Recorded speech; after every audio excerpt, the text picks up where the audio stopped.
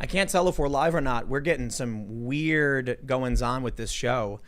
And I have to imagine that's for obvious reasons. I think we're good. Yeah, it looks like, we're getting some weird background studio stuff going on. Huh. I'll see if I can fix it. Ladies and gentlemen, we have a crazy show for you tonight. Whoa.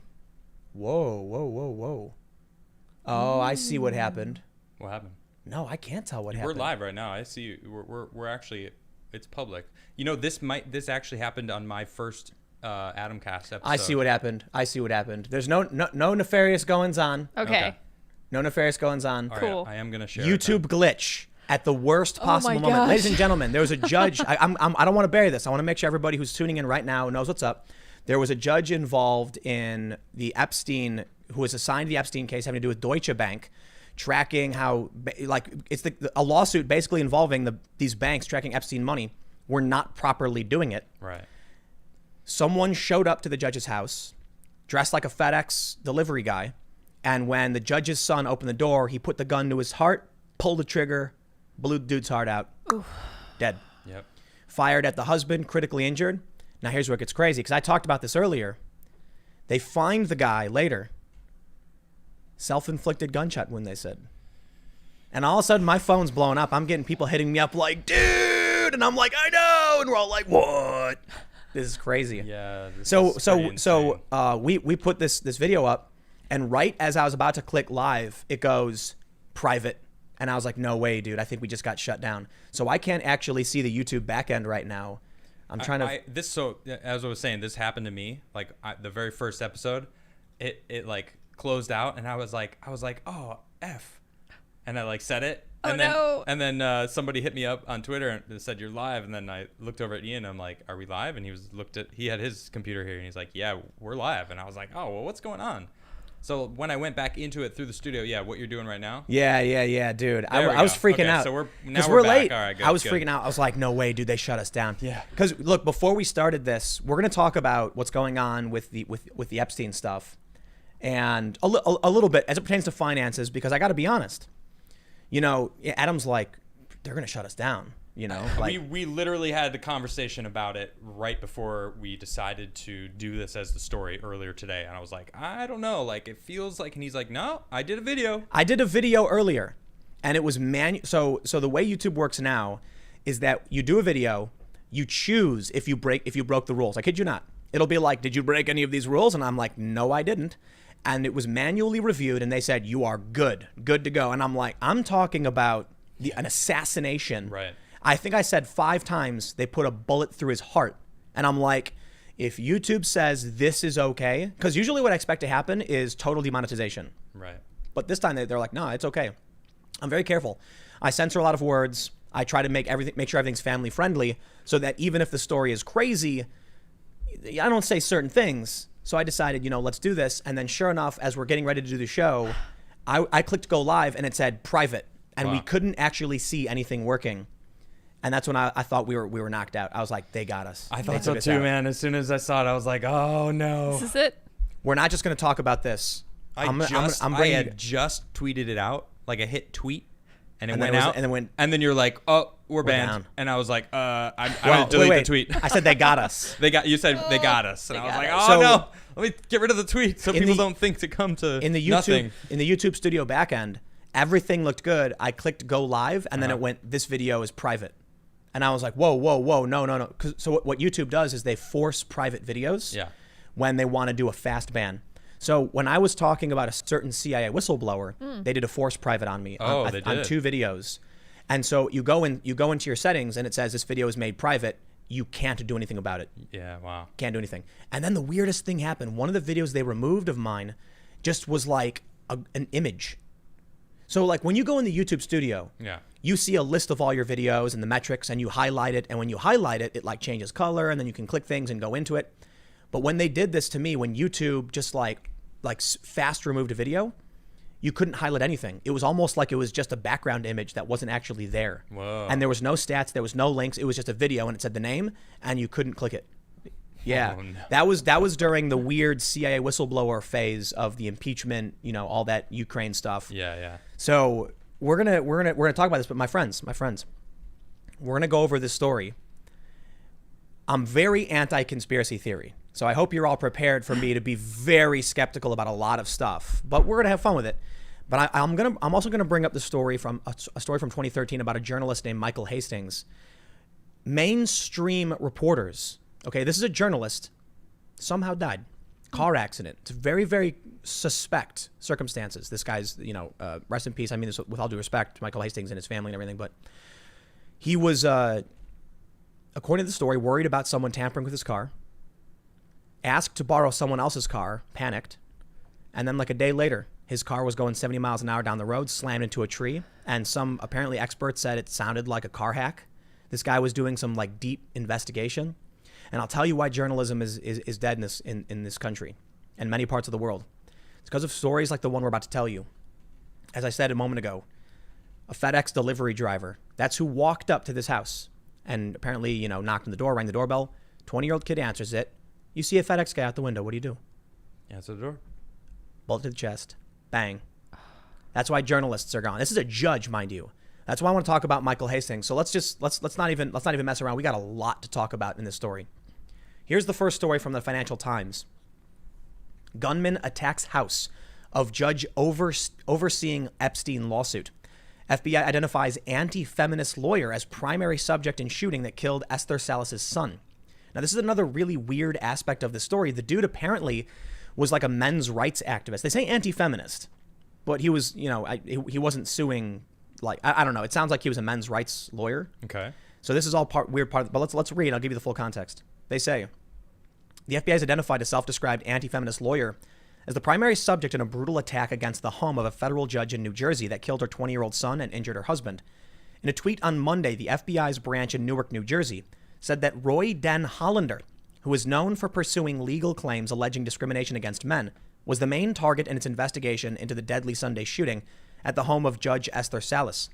The FBI confirmed that Den Hollander was dead after a media report said he had been found in New York State. Last week, Judge Salas, who was not hurt in the assault, had been assigned to oversee a lawsuit filed by investors against Deutsche Bank. They alleged that the bank had made false and misleading statements with regards to its anti-money laundering practices and had improperly monitored high-risk customers, including the late disgraced Epstein. Authorities have not linked the shooting to the Deutsche Bank case. The FBI has not offered any motive for the attack. Bill Barr, the U.S. Attorney General, on Monday said, "This kind of lawless, evil action carried out against a member of the federal judiciary will not be tolerated." Judge Salas and her family are in our thoughts at this time as they cope with this senseless act, Phil Murphy, the governor of New Jersey, wrote on Twitter. According to CNN, the gunman was disguised as a FedEx delivery driver, opened fire as soon as the door of the home was opened. Daniel Anderl, Miss Salas's 20-year-old son, was fatally struck. Mark Anderl, a criminal defense attorney, was taken to the hospital near their home in North Brunswick, New Jersey. Judge Salas had dealt with Den Hollander in the past as he was pursuing a case challenging the male-only military draft in the U.S. Bob Menendez, the Democratic senator from New Jersey, said he knew Judge Salas and her husband well and had been proud to recommend her to Barack Obama for the judicial post, which she took up 9 years ago. My prayers are with Judge Salas and her family, and that those responsible for this horrendous act are swiftly apprehended and brought to justice, Mr. Menendez said. Do you know the story of Senator Menendez? No, I don't. Do you? I do. I'm going to be very, very vague. Yeah. Very vague.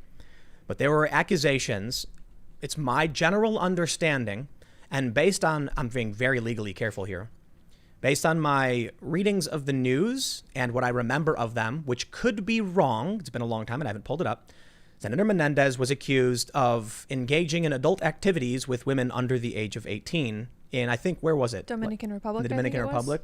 You want to look it up so we can make sure we have this? Yep, right now. And apparently one of the arguments from them in their defense was, even if he did it, it wouldn't be illegal in that country. He said those words? That was like some kind of, well... That was the actual defense, though? There was a defense from a lawyer. It is my understanding, and I could be misremembering this, but that was something that was being passed around, and I could absolutely be wrong. I could be wrong. I don't have that pulled up. I'm only bringing it up because of the associations in the story. But hold on. I'm going to put everything on pause right now. Here's a guy who is, they're saying he's an anti-feminist. I don't know if that's fair. He's a men's rights lawyer. You know, he's suing for men, and you know, to get this, it's a difference between targeting feminists and supporting men. I guess the media doesn't make that distinction or whatever. Good point. It's entirely possible this has nothing to do with Epstein, and the only reason this is coming up is because someone noticed she just received this case and are trying to connect it because it's a salacious story. Let's make that clear. It's hard to know what to believe, and people are going to choose what they want to believe. I do not like drawing conclusions or making leaps. What do we know right now? A guy a lawyer supporting men for seemingly no reason, no relation to the story, I don't know or care, disguised himself, went to a judge's house, killed her son, injured her husband. That's about it. Now, the latest update we have, something update. This is from ABC News. Breaking: suspect in shooting of judge's family found dead of apparently self-inflicted gunshot wound. Multiple law enforcement sources tell ABC News. The deceased suspect was an attorney who had a case before Judge Salas in 2015. So I don't know. What's the likelihood that somebody who had a grudge for 5 years decided to show up and kill her son? 4 days after she took this case. But that's another issue too, man. It was 4 days later, but is that enough time to coerce somebody? Like, she gets assigned this and then they call her immediately like, you better do what we want, otherwise tomorrow we're calling you. And then the next day they did it, and then the next day. Well, do you think that, I'm going to just choose everything wisely here. Yeah, we'll be very careful in our choice of words. I mean, so you said, like, is that enough time for someone to be coerced? What if that wasn't the idea? What if they didn't even contact her? If this is what is happening, what if that's not what the point is? Yeah, that's what I'm trying to say. It could be anybody who gets involved will suffer. Yeah. And then everyone's going to say, no way. No, I'm not touching that. Oh, you took that case? Okay. This is what happens. Not even that. It was assigned to her, right? That's. Oh, it was assigned to her. That's how it works? I don't know. I don't know how it works. I'm not a lawyer or a judge, so I'm assuming there's some degree of choice. I don't know. Yeah. But perhaps, you know, they said, hey, here's the case, and she received it. She says, okay. Dude shows up 4 days later. I have to imagine anybody now who sees this case is going to be like, nope, I'm not touching it. That's why I want to talk about Michael Hastings too after this, because, you know, I've had a lot of people over the past years tell me that when you enter the political fray and start talking about, you know, politicians, support for, opposition to, you become targeted in varying degrees of severity. So like, if, you know, what I do, I'm basically like, well, you know, the Democrats kind of suck. That's not the most egregious thing, but the level of influence, the amount of views I get is an issue. So what happens is you get smeared. They try to discredit you. When you become an actual political operative and are actually doing bigger, high-profile things, the smears are substantially worse. Yeah. When you start doing crazy stuff that actually gets people elected, all of a sudden then you get criminal probes, you get, you know, serious criminal investigations. There's a couple of organizations I'm not going to name that, you know, in recent history. And then you come to this. Criminal enforcement and judging, overseeing very serious cases. Now people are going to want to send a message, man. Yep. You know, it's one thing to be like, hey, Democrats are bad. It's another thing to be like, I would like to issue a ruling of discovery in this Jeffrey Epstein banking case so we can see everybody who was involved in these financial transactions, and have some high-ranking officials from Deutsche Bank sit in that chair and tell me everybody who transferred money and why. Then all of a sudden, the judge overseeing the case has a dead son. Yep. Then the guy is found in upstate New York, apparently, of a self-inflicted gunshot wound. I didn't even hear about that until I came down, and you were like, so this is what we're going to talk about. I'm like, okay. And then you dropped that, and I was like, what? You know, you can't write this. No, I'll tell you what, man. More perfect for like a conspiracy. Seriously? Look what the FBI said. The FBI Newark said the FBI has identified Roy Den Hollander as the primary subject in the attack that occurred at the home of the Honorable Esther Salas. Den Hollander is now deceased. Individuals who believe they have relevant information should contact us. They list their phone number. So the FBI is openly reaching out and investigating this. Deceased. They didn't say apparent, you know, suicide or whatever. Wow. But ABC News is saying that, so it could just be, I think the FBI wouldn't get into that much detail, so it's probably a suicide. Yeah. Yeah, man. So what are people going to think? They're going to think exactly that. There's something that I know I can't say that I want to say right now, but I don't. I just don't know. This is a very touchy subject, you know. It's like I have a feeling nobody out there believes that he did that to himself. I guess that's the best way to do it. Somebody tweeted, the man who killed the Epstein judge's son didn't kill himself. Someone else said that, right? Someone tweeted that. Right. Yeah. Just for context. And they were like, is this too soon? I think it might have been Zero Hedge or something. Is this too soon? So here's what I find very, very interesting about this whole thing. When Epstein got arrested, everybody was tweeting. Okay, so we know what happens next, right? Yeah. And we did. And then it did. We did. Yeah. And then it happened, and everyone laughed because it was so obvious. Yeah. Well, how about we just check that camera footage to see what happened? Oh, what's that? The camera was broken. So weird. Well, why don't we ask the guards what? Whoa, oh, they were sleeping. Is that what it was? They I think that's what it was, right? They were sleeping. That was what it was. Yeah. My They took naps. Yeah, weird, right? They were sleeping. So strange. So when Ghislaine, however you pronounce her name, whatever, Maxwell gets arrested, then a lot of people are saying my mic is really low. I can't do anything about it. You're okay. normal. All right. Seems. Yeah. I don't know why. Just pull that sucker a little bit closer to your face right there. Yeah. Can't get any. It's. I your nose. can't do it any closer. But I will try to speak a little louder into the microphone. Oh, that's nice. That's good. Is that better? I just made my voice deeper. Oh, I can hear myself a little clearer actually. Okay. Cool. Hopefully that worked. Sorry to steer us sideways. No worries. So I don't know what they're doing with Ghislaine or whatever her name is, right? Yeah. They're saying next year is going to be her case. Yeah. A year. Yeah, a year. How is that legal though? What do you mean? That's just how they've done it. No bail. They're What's her charges? Oh, I don't know. Do you know what the charges are? I will pull it up. Yeah. Give me one moment. So she's actually being tried by the Public Corruption Unit. Okay. And a lot of people immediately pointed out, that's weird. Yeah. That's not supposed to be the division that handles this kind of stuff. Oh, I can't read these on live stream. It's just trafficking? Yeah, trafficking. Basically. Okay. So most of us understand, what trafficking is of people who are not adults. I'll put it that way. Yeah. I don't think it matters. We're going to get demonetized hard on this one. Whatevs. But listen, the people that were involved in this are very powerful. Clearly. And they've been getting away with whatever it is for a long time. We don't know who they are. I'm not going to pretend to know who they are.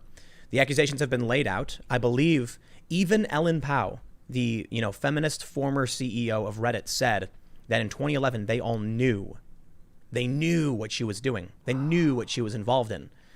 If that's true, what does that mean for all of the people who were involved with Maxwell and Epstein up until Epstein got arrested? They knew. They didn't care. Well, that's what Virginia was Seems saying. like it. I don't know if you remember Virginia, but she's saying that if there's a bug. She's saying that if Miss Maxwell gets up in front of everybody, she could name some really, really significant names that would change everything. So I'm really curious what happens now. I think I have some speculation as to what's going to happen. What say you, good sir? Oh, man. I think Miss Maxwell's in danger. I think most people agree. And I think when it came to, Epstein, everybody said it and it was a joke. And then it happened. And then no one believes that what they're telling us. And then I actually saw an interesting tweet. I don't remember who sent it out there. They were saying if he did do it to himself, I'm going to be careful with my words. If he did do that, and that's what the story is, why would they be treating Ghislaine like she's in danger? Yeah, right? so somebody moving mentioned her around. Yeah, but are they? Can you look that up? Are they moving her around? They are, yeah. And Really? she said that she's concerned about her own safety, I believe. And didn't she say that she doesn't believe that Epstein? Oh no, she doesn't believe that he passed away of natural causes. Oh man, I'm just waiting for someone to kick the door in, and then Timcast IRL's over. That'll be a good show. Makes everybody a little paranoid, man. But I'll tell you what. I'll tell you what. When certainly does. Just because you're paranoid doesn't mean they're not after you. I think they're desperate. Whoever they is, I don't know, but clearly there is a criminal conspiracy. That's why the investigation into Deutsche Bank. That's why the criminal charges. Of course, there are co-conspirators. I'm not playing into any of these conspiracy tropes. I don't care about any speculation as to who people might think these people are. Yeah. The United States has arrested Maxwell. She's been charged with certain things. If that's the case, there are likely other people that she's done business with that don't want their name attached to it. And so this is what I'm saying, man. A lot of people are like, it would be too risky to pull these things off with the judge. Like, no, it must have been some disgruntled, attorney who she ruled against because it would be too risky. It's not too risky. Not at all. Because now that she's been targeted, and likely it's a chilling effect, a lot of people are going to avoid this case. Mm-hmm.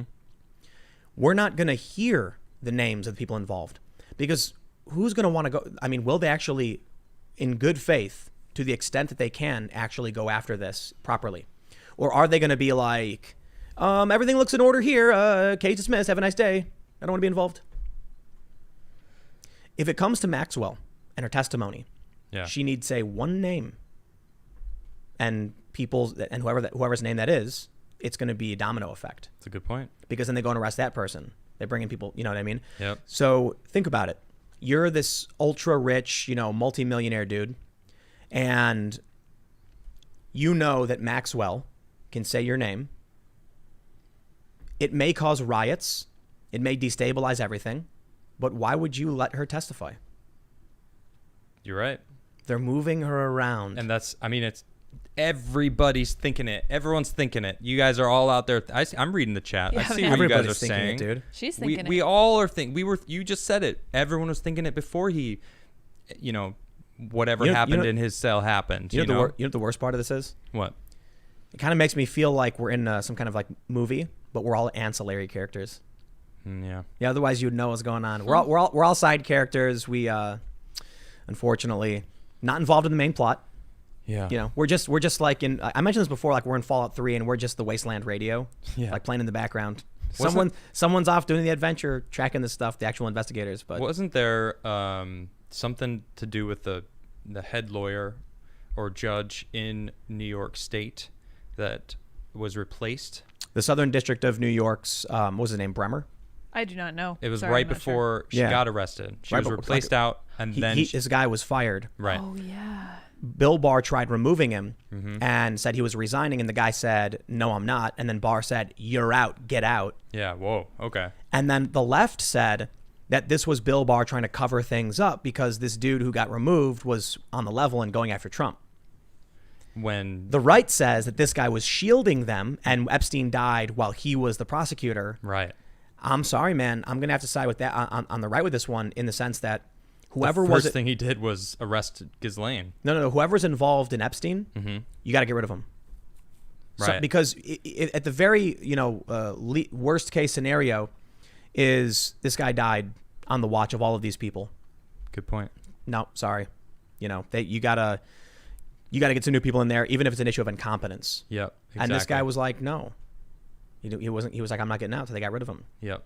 Now Maxwell's being rotated. So the question is, if Epstein, ended himself, then why would they be moving Maxwell around and keeping her under super high security? Right. Well, it literally says in this article I found that they're worried about assassination attempts on her. That's what they say. I mean, I'm reading them the New York Post, so I'm gonna go with that. So let me ask you then. The New York Post said they're worried about assassination attempts? Yep. They're worried about assassination attempts, and an assassin just showed up and killed the son of a judge that was overseeing a lawsuit for Epstein's finances. Right. Mm-hmm. Look, man, let me level with all you guys. Not only that, it was they continued working with him after he got in trouble, and that's what they're being investigated by, because they continued to work with him even though he was being prosecuted for what he was doing. Interesting. In 2008, I believe, is when it was when he found out, or when he was found out, right? And then they continued just working with him, and then that's why they're being investigated now. I just want to make sure everyone understands. We are on the razor's edge with this live show right now. That is correct. And you say one wrong word, and they're just sitting there waiting, their fingers shaking like, say it. I'm going to ban you. And you didn't say it. Just say the one wrong word, and we're going to smash that ban button. No. Yep. No, yeah. So we got to be really, really careful about, But I'll be honest with you guys. I'm not a big fan of conspiracy theories in any capacity, because people like to make assumptions. And then when you do, it actually makes it harder to figure out. And you also have to be careful, because when there are actual conspiracies, they're going to throw you red herrings on purpose so that you say something dumb. And then as soon as you do, you're off the trail. Well, gotcha. And exactly, you're veering towards something that they wanted you to go towards. And right. That's where you're digging into when they're over there. When WikiLeaks released a bunch of emails, we saw really strange conversations from high-profile figures. All of a sudden, these fake posts popped up, lying, just literally making up slang terms. They were like, this word means this, and this word means that. Literally made it up. Wow. Everyone just bought it. And it became the narrative to where they're like, look for this word and that word, and it's just nonsense. Yeah. They threw everyone off the actual trail, and it was brilliantly done. I remember when these like conspiracies were emerging, and I was following the emails because it was a WikiLeaks release. I was looking at what was being said. I'm like, this is very interesting stuff. Here's some leads. And then all of a sudden, for some reason, a bunch of fake posts popped up and started getting spread. And now everyone believes, it's still to this day, people believe fake things. Yep. I see it all the time, completely fake. I see it all the time. But some of it is real. The problem is it took only one person, probably it could range from some dumb person in their basement laughing, being like, I'm going to make this up and press enter, to an intelligence, agency or a state, funded agency being like, let's throw them off our trail. And that's why conspiracy theories are a problem. If you don't have evidence, stop. Yep. So now we have stupid conspiracy theories, which make it impossible to actually track down who did what, because the whole thing's discredited. Now you can't even talk about it. That's all. It's so annoying. You know what, man? I mentioned earlier that one of the reasons why there's no real journalists is because of the threat to people's safety and stuff like that. Yep. But the other reason is just people. Well, for one, money. Easier to make money doing other things. But when someone throws false evidence and an internet community just gobbles it up like red meat, it creates this bubble, this echo chamber that's not journalism. It's true. And so opportunists will chase after it to make money. They'll jump in the pit with everybody else. And then once everyone's in the pit, YouTube goes snip, chops it off, and throws everyone in the ban list. You can actually do real journalism tracking this stuff.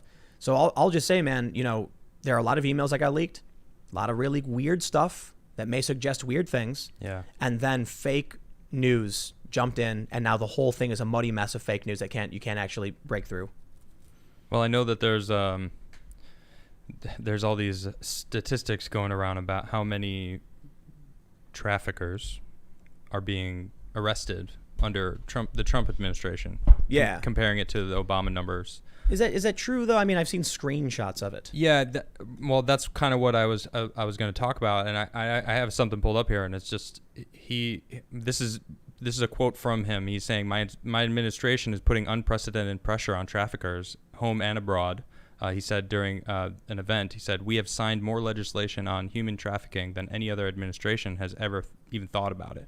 Of course, it's a little, but he authorized over $400 million in fighting the issue. So he's pushing for it, and a lot of people, I asked a tweet a couple weeks ago, like, what is it about Trump that you really like? And a lot of people said that is the number one thing, that he's fighting trafficking. There's this young woman who's going viral because apparently she got red pilled on Trump one of the traffickers. Right, Jude. I don't know. I don't care to, I'm not saying this to shout. I'm just pointing out that a lot of people quickly jumped on it. Yep. She put a TikTok and she was saying, like, once you realize Trump is actually going after the traffickers, like, you kind of wake up to it. Yeah. I do think a lot of people are wrapped up in too much conspiracy theory. I can agree with that. So I think it's fair to say, for an average person, tracking what the Justice Department has done with Epstein, his history, the witnesses who have come out, this dude was trafficking. And so is, Ghislaine or whatever, Maxwell. And they're being arrested and charged for these things because there's probable cause, there's evidence, they're going after him. From there, we can speculate as to all the people who flew on his plane, who've been on his island. And I believe that does include Donald Trump. There's a lot of photos of him with Epstein and, a lot of other people, which leads the left to argue Trump is trying to cover up and the right saying he's trying to go after the guy. I think there was some lawyer who said that Donald Trump was the only person who actually said my resources are at your disposal. Did you see that? Yeah, to take him out. Right, exactly. To go. He told the lawyer who was defending one of the victims. Yeah, that Trump was exactly. like, let me know what you need. Exactly, yeah. So in my personal opinion, having seen a lot of these stories, what's going on, I personally think that Trump is more likely to be going after these people and trying to get them. I absolutely think that. Yeah, definitely. I mean, I've done extensive research on Donald Trump over the past month, and all of the things that I've seen has shown me that he is absolutely against this and wants to bring them down. So we'll see. You know, if something happens, you know, someone tweeted this when Epstein got arrested. They said, if Epstein gets arrested, we riot, right? I mean, I'm sorry. If he kills himself, we riot. Not if he gets arrested. And then with Maxwell, they said the same thing. And I'm just like, yeah, no one's going to do anything. You didn't riot before. They're not going to riot now. Isn't it crazy what people riot for? Like you have Epstein and Maxwell, you know what they're doing. It's like, what's going on, man? Well, it'd be interesting to see what would happen if mainstream media pushed the narrative like they do other things. I don't want to specifically call anything out, but they do, you know, play with people's emotions. And if they were to do it this way, you know, would they riot? Would they? I don't know. Didn't a bunch of people in media fly with Epstein and go to his Diddler Island? Probably why they're not talking about it. Yeah, man. Mm-hmm. Man, we live in a creepy country with a bunch of creepy people doing creepy stuff, man. Yeah, now they're... No, I don't want to... I gotta be careful what I'm going to say. I'm not going to say it. Let's talk about Michael Hastings. Okay. So we can, you know, this crazy stuff, all right? The first thing you got to do is hit the like button. Normally, we're more enthusiastic about it, but we'll keep everything, you know, fairly serious. If you haven't already, please consider smashing the like button. It does help the channel. Yep. And subscribe if you haven't already. And you can follow all of us. I'm on Twitter, Instagram, Parler, @Timcast. You can follow @Adam Krigler in the same places. And you can follow @Sour Patch Lids, LYDS. There you go. And but for real, absolutely hit the like button if you would be so kind. It takes only but a second. And share this video. That really helps us also. Please. I want to talk to you guys about Michael Hastings. And the reason why is because there are a lot of people in media who want to downplay the Epstein stuff. It's a conspiracy theory. Oh no, it happened. Aren't our prison systems just so awful? Mm-hmm. That proves it. No. Sorry, I don't buy it. Listen, man, I'm not a conspiracy fan. I can't tell you who did what or why, but I can tell you an investigation needs to be done beyond what they claim. Period. I also think it's fair to say that when it comes to cases like Epstein or otherwise, there's a lot of confidential and secret information, and they're not going to tell you. So it's hard to know what to believe. But conspiracies harm the actual quest for truth because you have to make sure the evidence guides you and you don't leap forward and then work backwards.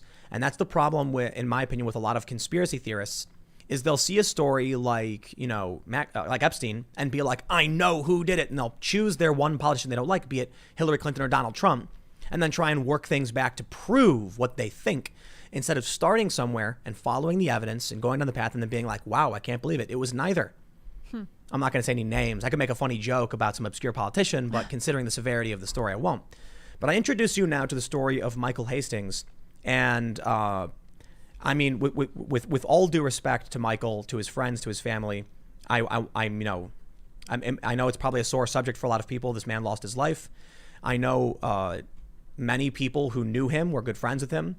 And this was a crazy story back in 2013 that sent chills down the spines of many journalists. Probably some of the last few journalists who existed until they saw this story. And then all of a sudden, around the same time, you know what started happening? Journalists started joining the PR field and marketing. I'm not going to say that it's completely due to this. It does have to do with the fact the industry was collapsing. I'd be willing to bet, though, considering some of the conversations I have, some people were like, I'm going to go figure out how to sell tickets to a movie theater. I'm going to go work at BuzzFeed and write about Brad Pitt's junk. Yes. No, that wasn't those people. Reliable. No, that was never those people. Okay. The people who did that are the people who are like, go to journalism school and then can't find a job, so they go to BuzzFeed and write about Brad Pitt's junk. Right, okay. I'm talking about people who actually were doing InfoSec, hacker community, high-profile stuff. Okay. And then at some point decided marketing was a way better idea. Yeah, let's sell hot dogs. Time to learn a new profession. I'll use my social skills and, you know, do research, sell hot dogs. Mm-hmm. I wonder why. No, it is fair to say that I think for the most part it's because the industry was collapsing.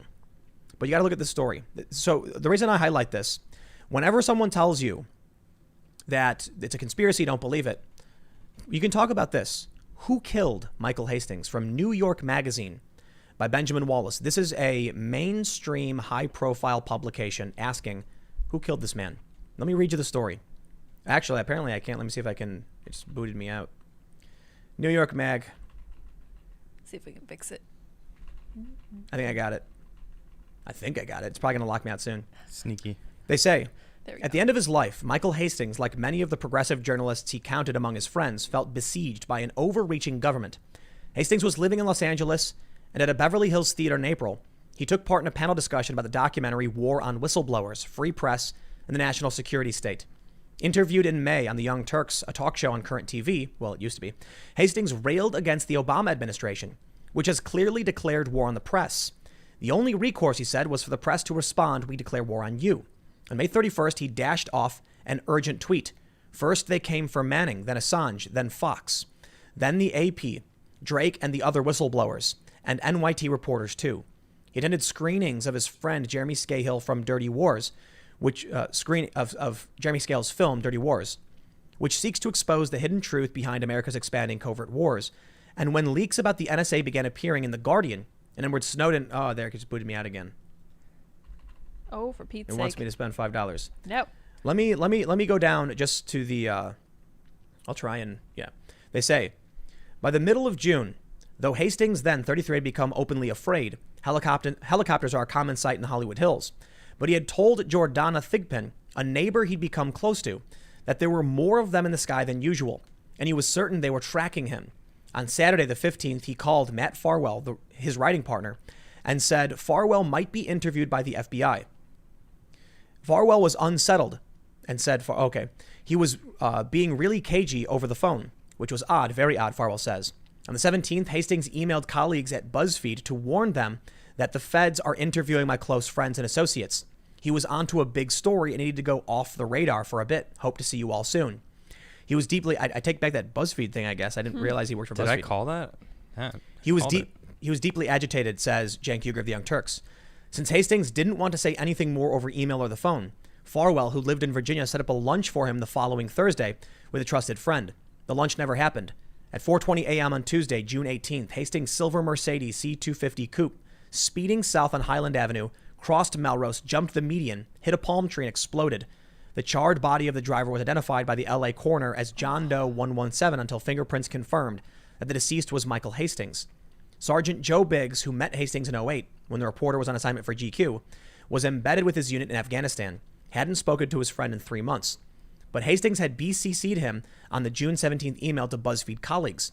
I tried calling him when I got that email, Biggs said, because I felt so effing scared, but it didn't seem like him. They weren't helpful at all. I kept emailing back, what should we do? I'm not a journalist. I don't know how to go about this stuff. They never responded to me. Biggs tried contacting other media to let them know about the ominous email. The only person who got back to him was a local LA reporter. If that thing didn't get released, Biggs told me when I first called him 2 weeks after Hastings' death, people would keep thinking it was an accident. They say Hastings lived as he died. I'm not going to read into all this stuff. I'm going to jump over now to the Wikipedia that explains much more simply. I just wanted to read you that story for one reason. That was a high-profile mainstream news source, the New York Mag, asking the question, who killed him? This is Michael Hastings' Wikipedia entry. He was born in 1980. He was 33 when he died, and they have a section called Controversy Over Alleged Foul Play. Soon after Hastings' death, questions were raised about the crash that took his life. Former U.S. National Coordinator for Security, Infrastructure Protection, and Counterterrorism, Richard A. Clark, said that what is known about the crash is consistent with a car cyber attack. He was quoted as saying, "There is reason to believe that intelligence agencies for major powers, including the U.S., know how to remotely seize control of a car. So if there were a cyber attack on Hastings' car, and I'm not saying there was, I think whoever did it would probably get away with it." I don't know if this was before or after. I believe it was after. There was actually a couple of journalists who demonstrated overt, legit car hack of select vehicles. Wow. Most people don't know this, but you can remote control your average car right now, even if it doesn't have automatic driving. Oh. This blew my mind.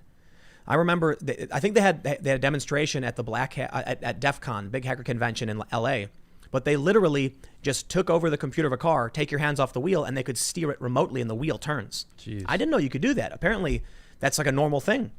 And so they did a couple tests where they're like driving on the highway, and they took over someone's car remotely who had a journalist for Wired that took over his car while he was driving to demonstrate it.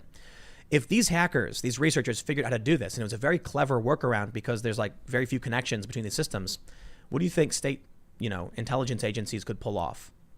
They could make it happen, right? Let's read a little bit more. Seems like it. The day before the crash, Hastings indicated that he believed he was being investigated by the FBI in an email to colleagues. That's what they were referencing before, which was copied to and released by Hastings' friend, Army Staff Sergeant Joe Biggs. Hastings said that he was onto a big story and that he needed to go off the radar, and the FBI might interview him. WikiLeaks announced that Hastings had also contacted Jennifer Robinson, one of its lawyers, a few hours prior to the crash. And the LA Weekly reported that he was preparing new reports on the CIA at the time of his death. His widow, Elise Jordan, said his final story was a profile of CIA Director John Brennan. John Brennan. Oh. I don't know much about John Brennan. John Brennan. Big name. Yes. Yeah. This article that I found says that Hastings' work was a thorn in the side of the government. Yeah. So I would say that's Brennan. That sounds consistent. Well, when it comes to Brennan, I'm not going to get too much into it, but ask the Obamagate researchers, the people tracking the Trump spying scandal, Obamagate stuff about Brennan.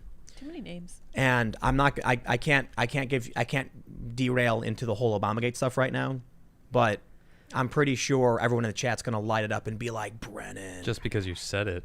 Yep. Just that simple fact, they're going to be like, whoa. You're going to have to look into it. Yeah, oh, man. Timfowars. We're going to get in trouble. They're going to show up. I'm being very careful with what I'm saying. I don't mean on YouTube. If Hastings was a thorn in the side of the government, and now we're talking about all this stuff. Yeah, man. I don't know, man. I'm not saying that the Hastings stuff has anything to do with the Epstein stuff. Not at all. I'm just saying, like, this is weird stuff. Let me read a little bit more. You said that you play it right in the middle, and you try to be a fence sitter, and that's kind of how you thread. I don't try to be a fence sitter. No. I try to be correct. Yeah. Okay. That's true. But once you push a narrative, and not that I push a narrative because I'm very much like you, where I want to know all sides of the. But I have made a decision on who I'm going to vote for, and I've talked about it multiple times, and it's like, they'll just ban you. They got to get rid of you. Well, I hope that's the extent of it. If something does happen. Yeah, that's probably it. Okay. The bigger thing I think someone like you would have to worry about, for those that are probably aren't familiar, maybe you're just tuning in. Adam did this, had this huge segment where you're like, you're announcing you're going to support Trump, and you're like a regular old urban default liberal, not super political. Yeah. The bigger risk, I think, is, far left lunatics coming to your page, harassing you, smearing you, lying about you, and trying to get you banned from the internet. Okay. So Adam did this video where he talked about voting for Trump, and then Facebook deleted it after millions of views. That's true. Like a couple different times. And it became this big deal where people were posting like, yo, where'd this video go? It's gone. Right. So then we did a new segment. You know that segment we did where we talked about it? It's 800,000 views now on YouTube. Wow, really? Yeah. And I'm glad we brought it back up because they took it down. Yeah. So I can only imagine we're not long for the digital world, I suppose. We'll see what happens. But I want to read a little bit more here. I'll just read the last part. They say, the possibility of a conspiracy or some sort of government involvement in Hastings' death has been discounted by members of his own family who were with him around the time of his death. Hastings' widow, Elise Jordan, has said she believes his death to be just a really tragic accident. Other members of his family have stated that they were concerned at the time that he was a danger to himself from his erratic behavior. His older brother, Jonathan, had just flown to LA attempting to organize some sort of family intervention for what he believed was a drug-induced manic episode, a concern apparently echoed by others close to him at the time. Maybe I'll defer completely to the family on these kinds of issues, but I'd have to imagine if I was working on a big story that was going to profile, I don't know, the director of the CIA, and I was, found something, and I sent an email saying I got a huge story, this is crazy, and then I got manic because of it. I think there's the clear reason why. Maybe a little nervous. I don't want to disrespect him or his family or anything they're saying. I'll defer. But, from the outside, if a journalist starts acting crazy and freaking out because they found a crazy story, I mean, to me, that makes sense, especially with who they're dealing with. It is fair to say, though, I mean, people get paranoid and go crazy. I thought you said you were going to shut conspiracy theories down during this episode. I did. What do you mean? No. I'm just... Yeah. No, I mean, it seems like this is exactly what that is. I didn't say anyone killed him. I'm saying that, like, the reason they may have perceived him as being manic was because he was genuinely terrified of some, big story he uncovered. Yeah. And it could have been a tragic accident. It's just that simple. That's a good point. It's the challenge of being on the outside of these stories. And the problem with jumping the gun is, again, it makes it harder to actually uncover what happened.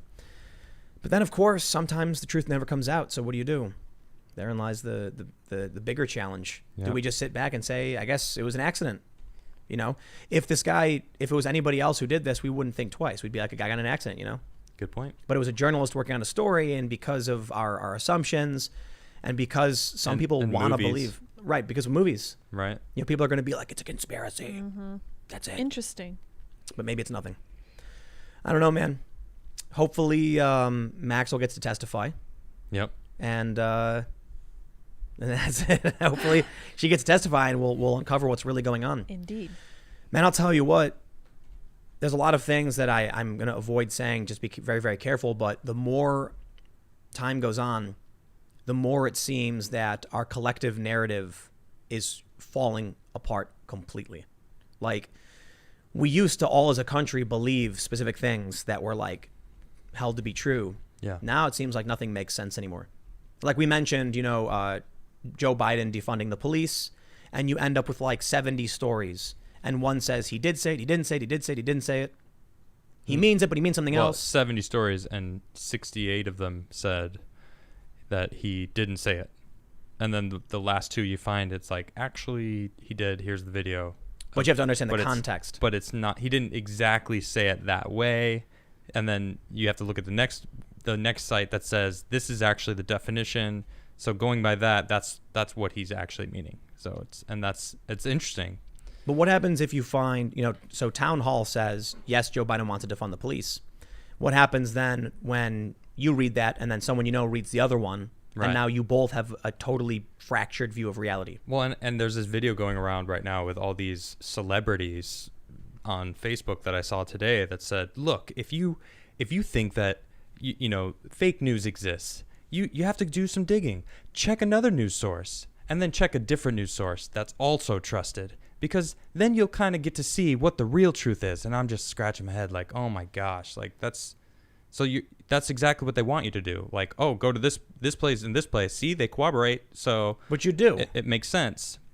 Yeah, I know, but you don't go to just different news. I'm going to do quotes news sources. You got to go through like different partisan. That's not how it works. You got to watch the actual. You got to video. read the source that they use. Right. Go to what they're talking about, the actual speech, the actual video of the things that are actually happening, and that's what I've been doing. And I'm seeing like, well, see, it's not that it's wrong. So I actually posted your video, or no, our video that we talk about it. I think from last week or something. Yeah, well, was that the Kayleigh McEnany or was that the Trump? No, it was the Trump talking right. about how Biden wants to defund the police, and it's like he actually absolutely does. From the context of what he was saying in that interview, that's exactly what it's saying. So it's like, how can you deny that? Look at the actual speech of what he was talking about, and then go to all the the trusted news sources that they would say go check, and it's all whatever narrative they're pushing, which is go Biden, basically. There was a post from Eric Weinstein earlier, and he said that he's noticed a lot of people who are like liberal saying they're going to vote for Trump for one of two reasons: either his cognitive decline, mm-hmm. or because of the new experiment in policing where they actually don't in the Pacific Northwest. Yeah. And a bunch of people responded saying they're hearing similar things. I was talking to a friend of mine who I met at a Black Lives Matter protest, a young woman holding up a big sign, Black Lives Matter, who now posts like MAGA memes. Really? Yeah, and so I DM her and I'm like, so you're voting for Trump? And she responded, definitely. And then I put, I met you at a Black Lives Matter rally, ! And she was like, right? And then I was like, I get it, I dig it. And then I posted about it in a video. When I tweeted what Weinstein said about these liberals, not leftists, liberals, who are now jumping ship and going to Trump like in droves, I hear the same thing from all these lefty journalists. This one journalist was like, hipster coffee shop, am I right? And that's a meme that's basically saying, I went to a hipster coffee shop and I overheard them say this. But I really am hearing this. Yeah. And I brought up you too. And I'm like, if, people like Adam, who's not super political, is now like reading all this stuff and being like, yo, I'm going to vote for Trump. Yeah. Then is that not enough? I'm not saying it's definitive data that Trump is winning. I'm saying it's happening though. True. Like, dude, I'm not kidding. This is somebody I met literally at like the big Ferguson protests. Right. Who's now totally for Trump. And I mean, you know why? Go ahead. What? You know why? The trafficking issue. Yeah, I mean, and it makes sense. I mean, looking into it, I just read what he said. He's pushing. He put $400 million to stop it. It's like, yeah, like that's awesome. And I'm actually finding more about that now, and I wish I had it for the episode that I did last week. So it's like, man, like that's a huge thing, and like bravo, President, bravo. I had I think a fair conspiratorial tweet earlier. Oh, I say fair in that it's not like considered to be crazy. Yeah. I said, what if the reason that, I'll give you the gist of it. What if the reason that everything is so crazy in our country right now is because we're basically the only nation that can stop China's concentration camps? Oh, I read that. I saw that tweet. And there are billionaires in this country who profit. have serious financial interests in China that are worried. So they use their money to influence politics in this country to make sure we don't mess with their financial interests. I saw that tweet, and I have to agree with you, man. Well, you know why I tweeted it? I am assuming you're going to tell me. Because of Mark Cuban. Oh, yeah, that. Because Ted Cruz and Mark Cuban were tweeting at each other.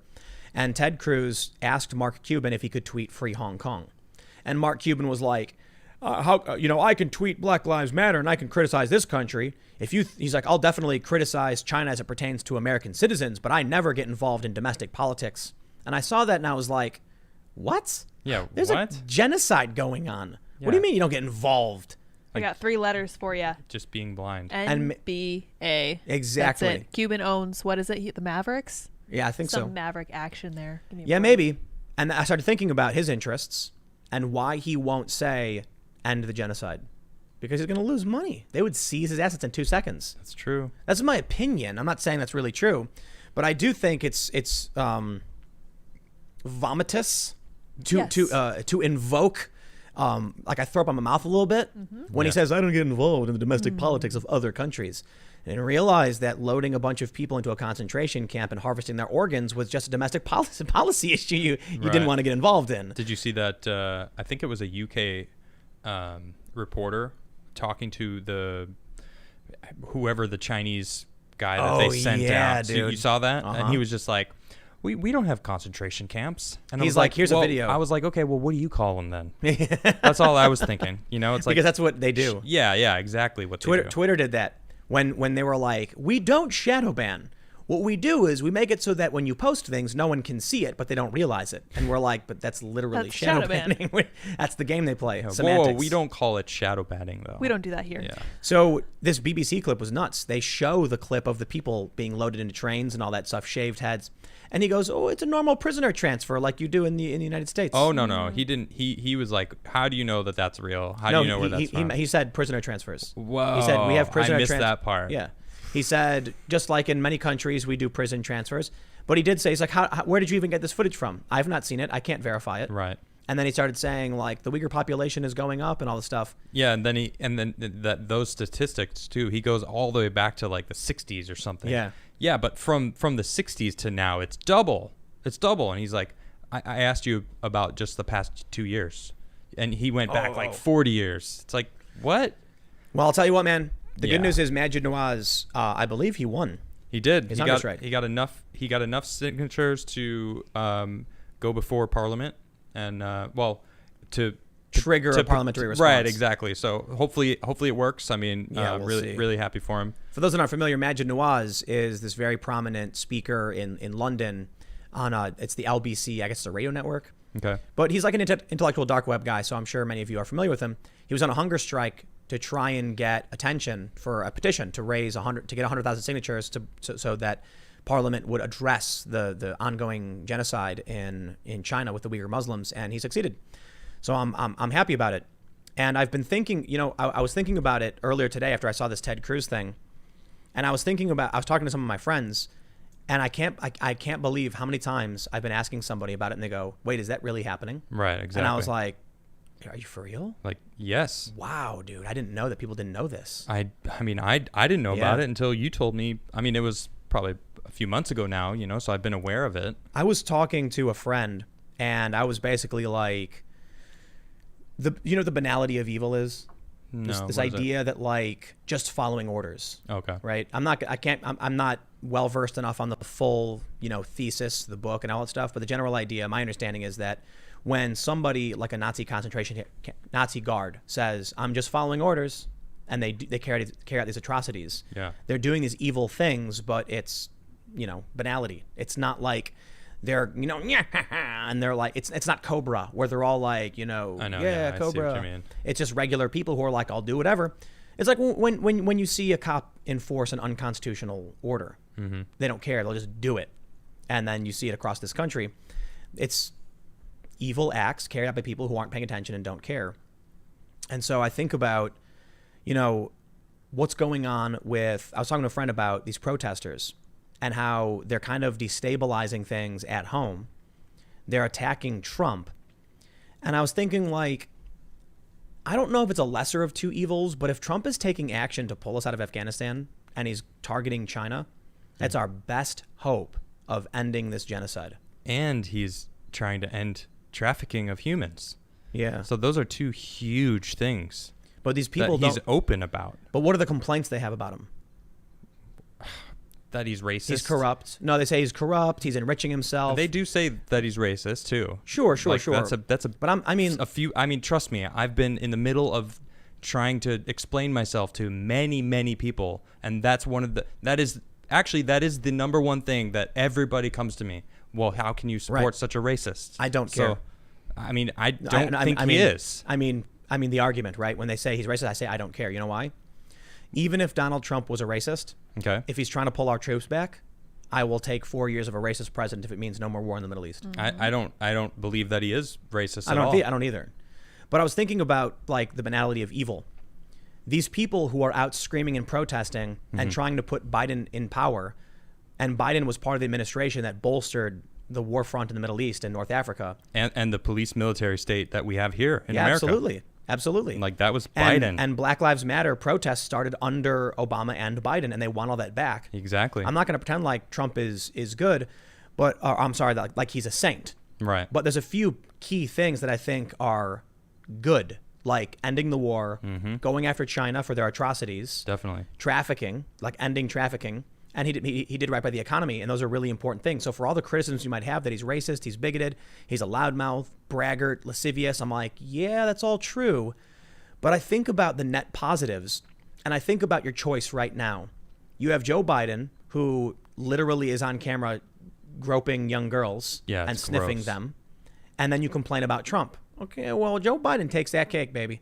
And well, what about, Trump is war? It's like, actually, there's no new wars under Trump. And Joe Biden, he takes that cake, baby. Yep. And so you want to talk about money laundering and emoluments. And racism. It's like, oh, yeah, dude, 40 years of it. You want to dig into Biden's past about being racist. Wow. I went down that rabbit hole. I put it this way.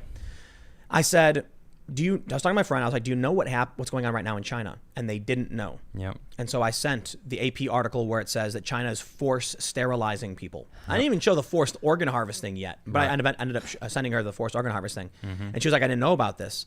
And I said, Joe Biden flew with his son to China, and his son got a private equity deal for like $1 billion. He got like a 10% 1.5. 1.5. He got a 10% stake in some private equity firm or something like that.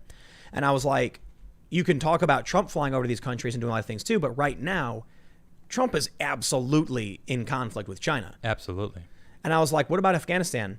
Should we be over there? And it's funny to me how many of my liberal friends have flipped now and become neocons. I'm not even exaggerating. That's crazy. They're reading conservative military opinion about why we must be in the Middle East. And I'm like, what is wrong with you? Right. It's pretty insane. And that to me is very much so like the just following orders. Yep, you're right. Well, Trump is bad, so I think it's good. I was like, do you know how many civilians died in Afghanistan last year? Civilians. I don't. 10,000. 10,000 civilians. We're directly responsible for, I think, around 6 to 8% our soldiers' actions in the Middle East.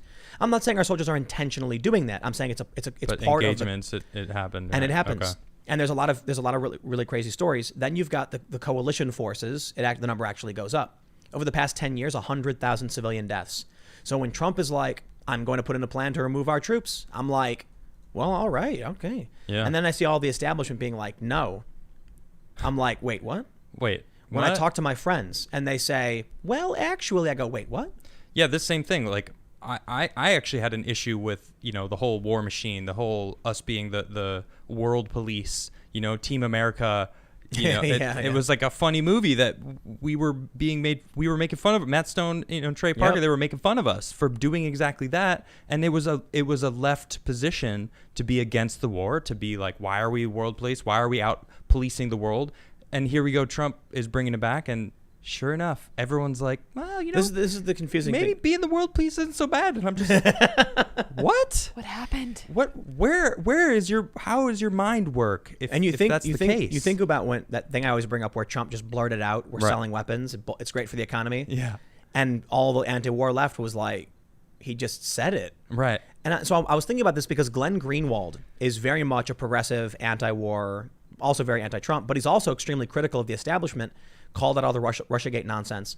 And I'm thinking about this, like, if you are anti-war, if, Glenn Greenwald wrote this article saying that the establishment, including Liz Cheney, are blocking him from pulling out of the Middle East. He wants to pull our troops out of Afghanistan and Germany, and they said no, and there were 8 Republicans and 3 Democrats. And I'm thinking to myself, like, I'm curious, Glenn, if you would consider supporting Trump because of this, because it will get the troops out of the Middle East. And Trump hasn't sent our troops, at least anywhere. He hasn't sent our troops anywhere, right? Like somebody who was it who wrote, at least there's no new wars? Yeah, I think that was some military commander was like, oh well, he hasn't started any wars. I was very critical of the Tomahawk strike in Syria that Trump carried out a couple years ago.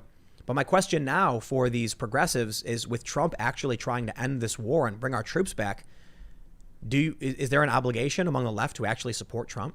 I asked this question because we were joking about this before. Like, if I were to write a punk rock song right now that was anti-war, the chorus would have to be something about voting for Trump. That's true. Like, could you imagine how insane that sounds? Definitely. Vote. You're pulling up his mask? Yeah, check us out. Send this over to me, yeah? Can you post up my... Let me see. Okay, so he announced, was it yesterday or today? I think it was yesterday. He said, you know what? Let's wear masks. Let's do this. Let's I like this mask, and I don't mind. I think it's actually a cool mask, the seal on it. It's dope. Look at that presidential seal. Like, all right, if you're gonna wear a mask. I mean, it looks whatever. But now that he's announced it, how long do you think it's gonna be till they're like, oh man, he's for masks? That's exactly what I said. Do we cancel the mask thing now, man. or they're gonna start saying, what do we do? A study's gonna come out saying that masks retain the virus. Yeah, exactly. And then when people put them on again, it increases the likelihood. And then they're going to talk about how some family members were mixing up their masks and spreading the infection. Sounds like a real threat. You want to know something really funny? What? I'm already seeing those kind of articles. Are you kidding? No way. Yeah, because if you, like, I've seen an article going around about misproper, after you take the mask off, if it's wet, you got to clean it. You got to make sure you don't touch the outside of it. Never adjust it in public, because then you're like touching the outside of the mask. And it's like, why is this coming out right now? Why is this? why have I never seen this until right now? What is going on? Wait. I did a video earlier on my main channel about the Democrats are supporting the riots. Yeah. And the original title I was going to use, I decided not to, because I'm more of a serious news personality, was ingenious move. Democrats support riots because Donald Trump opposes them. Like it was a play on the Babylon Bees. Ingenious move. Trump supports impeachment, forcing Democrats to oppose. Right. But I kid you not, I called it satire-esque. The Democrats right now are actually on the side of the violent riots because Trump wants them to stop. I can't believe it. It's insane. And people, and they're not calling them riots though. They're stressing to everyone. I'm having these arguments with people that are like, how dare the feds like attack these protesters? I'm like, do you have any idea what's actually going on there? Because they're lighting mortars and throwing them at the cops. Like in Chicago, a mortar went off and actually went into a neck of one of the police officers. In Seattle, that happened. Oh, it was in Seattle. Yeah, you're right. No, I'm sorry. It was Seattle that happened. Fragmentation went in the throat and neck area. He went to the hospital. I don't think he's in serious, No, it wasn't. It wasn't critical, but it's like, that's happening. Like, what are you talking about? Like, what does it have to do with the feds? Are you supporting that or not? Do you realize the riots are actually The First Amendment. Do you realize that murder is skyrocketing? Peaceful. Oh, I know, and I talk about that too. I'm like Chicago, New York, like all these crazy. And you know what? Places people are getting murdered all the time now. And you know what CNN is doing? What are they doing? They're like, right-wing media is skewing the reality of Portland. Oh my and gosh. Brian Stelter is like, of course there's criticism for the anarchists, but it's only a 12-block radius of violence. Like what? Listen. Acting like right-wing media or those that are critical of Antifa are trying to make it seem like the entirety of Portland is a giant fire pit of explosions and like Mad Max and like Escape from New York and people are on like dragsters throwing. Come on, man. That's a straw man. No, dude. we know that it's the downtown area and they're taking one building. Yep. No one's saying. I mean, that. look. I'll say this. I can't speak for any other conservative. I can't speak for conservative media. I can speak for the whatever you want to call it, politically homeless, disaffected liberal channel that I host, where I've specifically said there are 2 federal buildings under attack. Right. That's it. And the feds are protecting them. Well, and I mean, that's not the only buildings that are under attack. They lit the police station on fire, right. So that's burning down now. The bulk of the siege is like around one building. Well, but specifically, the feds are protecting the federal buildings. That's what they're doing. And not only that, I'm seeing all these videos of the Portland police going out, and they're stopping people too. They're beating people. The Portland police put out a statement last night saying we did not engage any of the rioters. I've seen the videos. No. Last night, oh, okay. Because the Democrats have sided with the rioters, the Portland police didn't come out. Wow. They specifically said everything you saw was the feds. We have nothing to do with it. So now the Portland police are like, we're out. Because the Democrats want to support the riots because Trump opposes them. And then they go, the peaceful protesters that earlier today, peaceful protesters smashed out a window and lobbed mortar-style fireworks at police, causing massive explosions and damage to a building, graffitiing everything, tearing down barricades peacefully. Peaceful. It's crazy. And so, look, man, every video I see from my friends, it's manipulations. Yep. And I had one friend saying like, dude, I know people who are there. They're saying the cops are starting it. And I'm like, the cops are starting it? My own friend said, I'm in Portland, like, and that's not happening. And I'm like, oh, you're in Portland? Send me a video. If you're there, like, go out and show me, give me information. Nope. I haven't heard back. Because they don't go downtown. Right. And then what CNN does is they're like, the right wing is pretending like all of Portland is on fire. I'm like, I don't know about that. I know that there's one small area there's constant riots going on. Right. The same thing happened in Ferguson, though, and the fault is the media in general. Right. It's just human beings. You're right. The media. So I remember, this is true for anywhere. I talk about this all the time. Like when I was in Egypt during the revolution, you could literally go like 3 or 4 blocks away, and there was McDonald's, and you walk inside and the 1 Coke and a cheeseburger, please, and they're like, here you go, boom, like that. And then you walk back and you're in the revolution. And people are jumping up and down in Tahrir Square. There's a McDonald's right there. Wow. And there was a Hilton right there. I was at the Hilton. I was in the balcony. I'm like, at a Hilton, they have like steak upstairs. And they had a casino inside. It was actually kind of nice. And you look out the window and there's a revolution going on. When CNN says they're trying to make it seem like everything's crazy, no, you are by saying that. You're lying about what critics are saying. Right. They're claiming all of Portland is burning. I don't recall anyone putting out a video saying literally every city block is on fire. No, the federal courthouse has been besieged for 53 days. Yep. And probably right now, the funny thing is Trump supporters are sharing it's like popcorn night. It's like every night you grab the popcorn and you turn on TV to watch the riots and the live streams and sit back and just have a good time. Like to just watch Seriously, it. that's the thing? Yeah. They're like, it's almost time. Well, they're all together as one. How about we talk about the next iteration? Sure. In this story. Oh yeah. It gets deeper? No. Sure. This. Ladies and gentlemen, the McCloskeys are being charged with felony weapons count. Lawyers Mark and Patricia McCloskey wielded guns as marchers moved past their home. They seized his weapon. Patricia gave up her gun to her lawyer, and then it was turned over, but it's inoperable. The police came and took his rifle away because a large group of people had entered his private property and were walking on his private property. And my understanding is that the police were unavailable. It's a giant 300 to 500 group, people. And the cops are like, we can't respond to that. So the guy comes out for whatever reason, he said they were threatening him. Maybe. Yep, he did say He said, she said, considering how these mobs operate, I believe him. We knew it was coming. They are literally charging this couple with felonies. Check this out. Let me read a little bit and we'll give the context. But we got some good news. We got some good news on this one. The Washington Post reports the St. Louis couple who emerged from their mansion in a gated community and aimed weapons at protesters marching past them last month were each charged Monday with one felony count of unlawful use of a weapon. Lawyers Mark McCloskey and Patricia have said they were merely defending their home on a private street in an upscale neighborhood from a crowd that was marching to Mayor Lyda Krewson's house to protest racial injustice. Video and photographs show Mark McCloskey wielding a rifle and Patricia McCloskey aiming a pistol at marchers created a firestorm of controversy. We know all that. St. Louis Circuit Attorney Kim Gardner, who filed the charges against the McCloskeys, did not order the couple to surrender or be arrested. Instead, as part of Gardner's reformist approach to reducing incarceration for low-level crimes, low-level? These are felonies. Huh. She issued them summonses and said she would consider them for a diversion program, which would enable the charge to be dismissed if a counseling or other remedial course was completed. The charge carries a possible penalty of probation up to 4 years.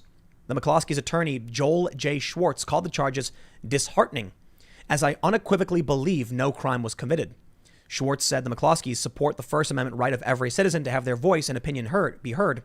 This right, however, must be balanced with the Second Amendment and Missouri law, which entitle each of us to protect our home and family from potential threats.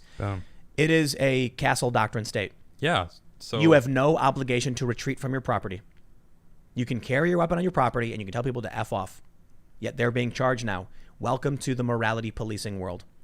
What we're seeing in Oregon with these riots, what we're seeing here, leads me to believe that if the escalation continues, we have already lit the first spark of a hot civil war. You're right. The reason for it is, with the Portland police backing down and these rioters now being emboldened to do whatever they want. Yeah, basically. The feds are inside their own building, not engaging. Right. They're locked in. The rioters tear down the fences, start throwing explosives, setting fires, and then the feds come out to stop them. And then the cameras go up. And then the state of Oregon goes out, uses their resources to defend the riots. So this to me sounds like this first spark of a hot war. Well, and they're blamed. Did you see what Nancy Pelosi said about it? Stormtroopers. Yeah, she's trying to. They're all of them are just trying to blame Trump for it. It's like, oh, it's definitely Trump's fault. We got some good news. The governor of Missouri has said if they were charged, he would pardon them. That's great. He was asked, if it comes to charges, would you pardon him? He says, that's what I'm thinking, or something like that. That's where the thinking is going, or something like that. I think it's very, very likely that the governor is going to intervene and say nope. And Josh Hawley, the senator from Missouri, has said he wants a DOJ probe into the violation of their rights if charges emerge. So they have. So this is good news. It's also bad news. Optimistically, it's good to see that there are people coming to the defense of the McCloskeys who did nothing other than stand on their property with weapons, which they're allowed to do. Yeah. Well, Patricia was pointing the gun at people, but you can argue that, whether she felt threatened, it's an argument. I don't think you can break on a private property and then complain when someone pulls out a weapon and says, get off my property. Yeah. Well, in a castle doctrine state for the most part. Especially, yeah. The bad news is the charges happened in the first place, which means morality policing is clashing with political faction. Good point. The Republicans are saying we want an investigation into civil rights, and the Democrats are saying charge them and arrest them.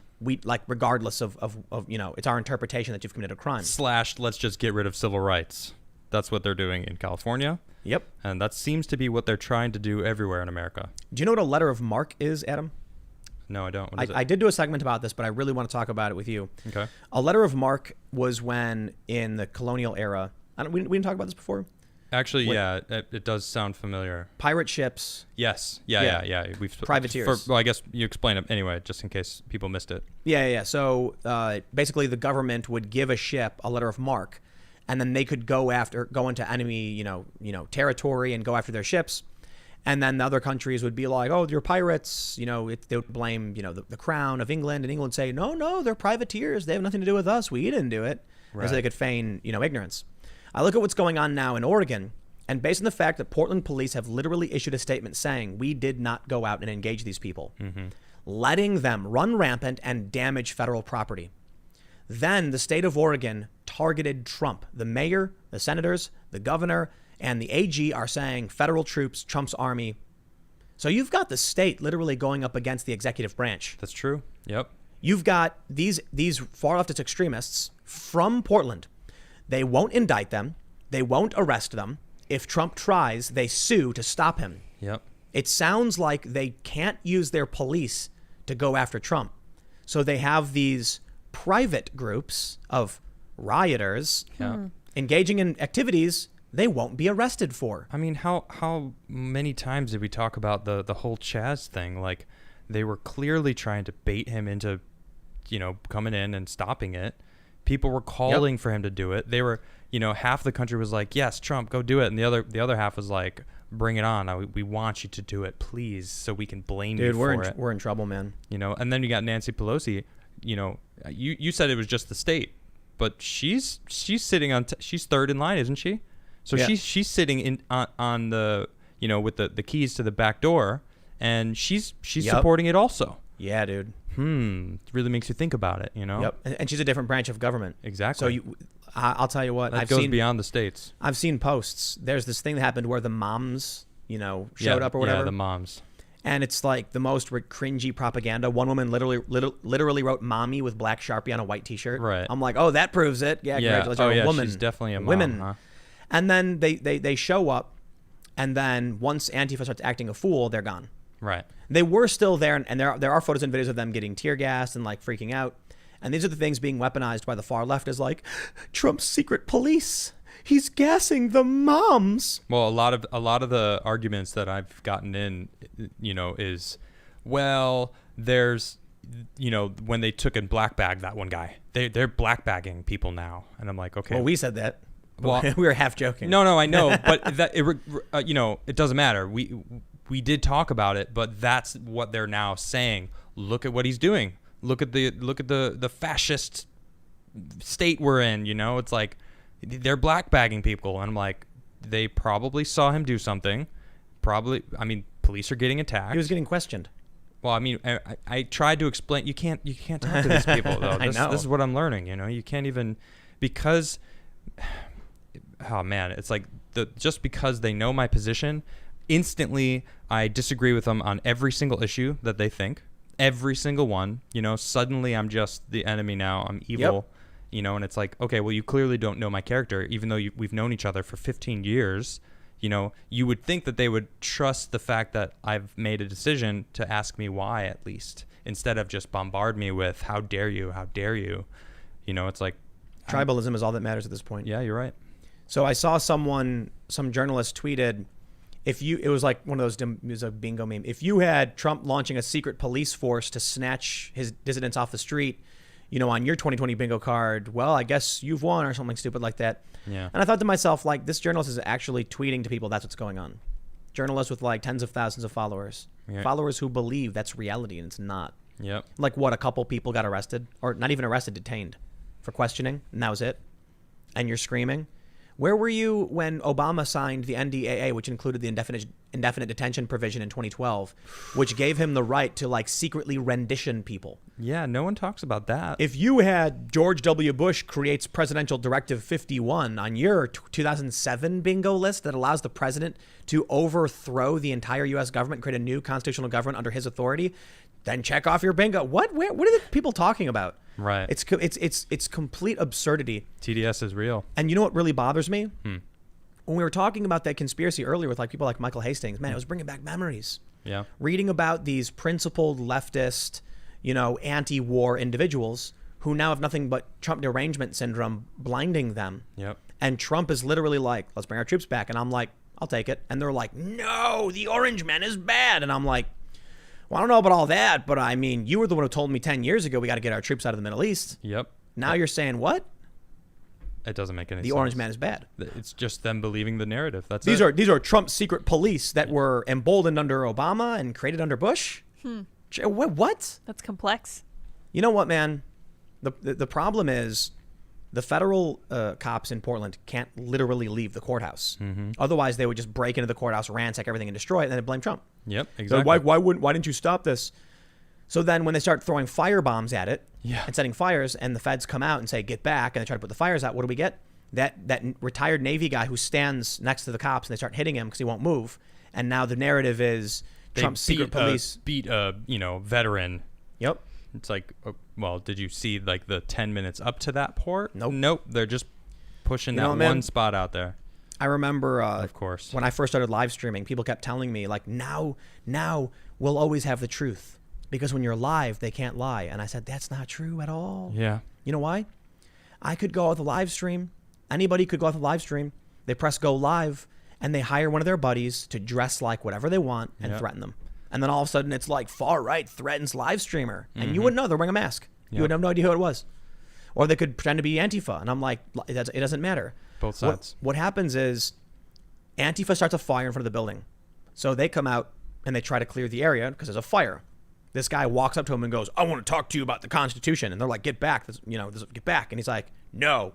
So they start hitting him. Yep. And he refuses to move. So they spray him. And then he moves and he flicks him off. It's like, you were in the Navy? Like, what do you think's going on, dude? It's a federal courthouse and they started a fire in front of it. I haven't found any proof of that. He was wearing a shirt. Right. That's what they're saying. That's where they're getting, but that's where they're getting their information from. It's from his T-shirt. Yep.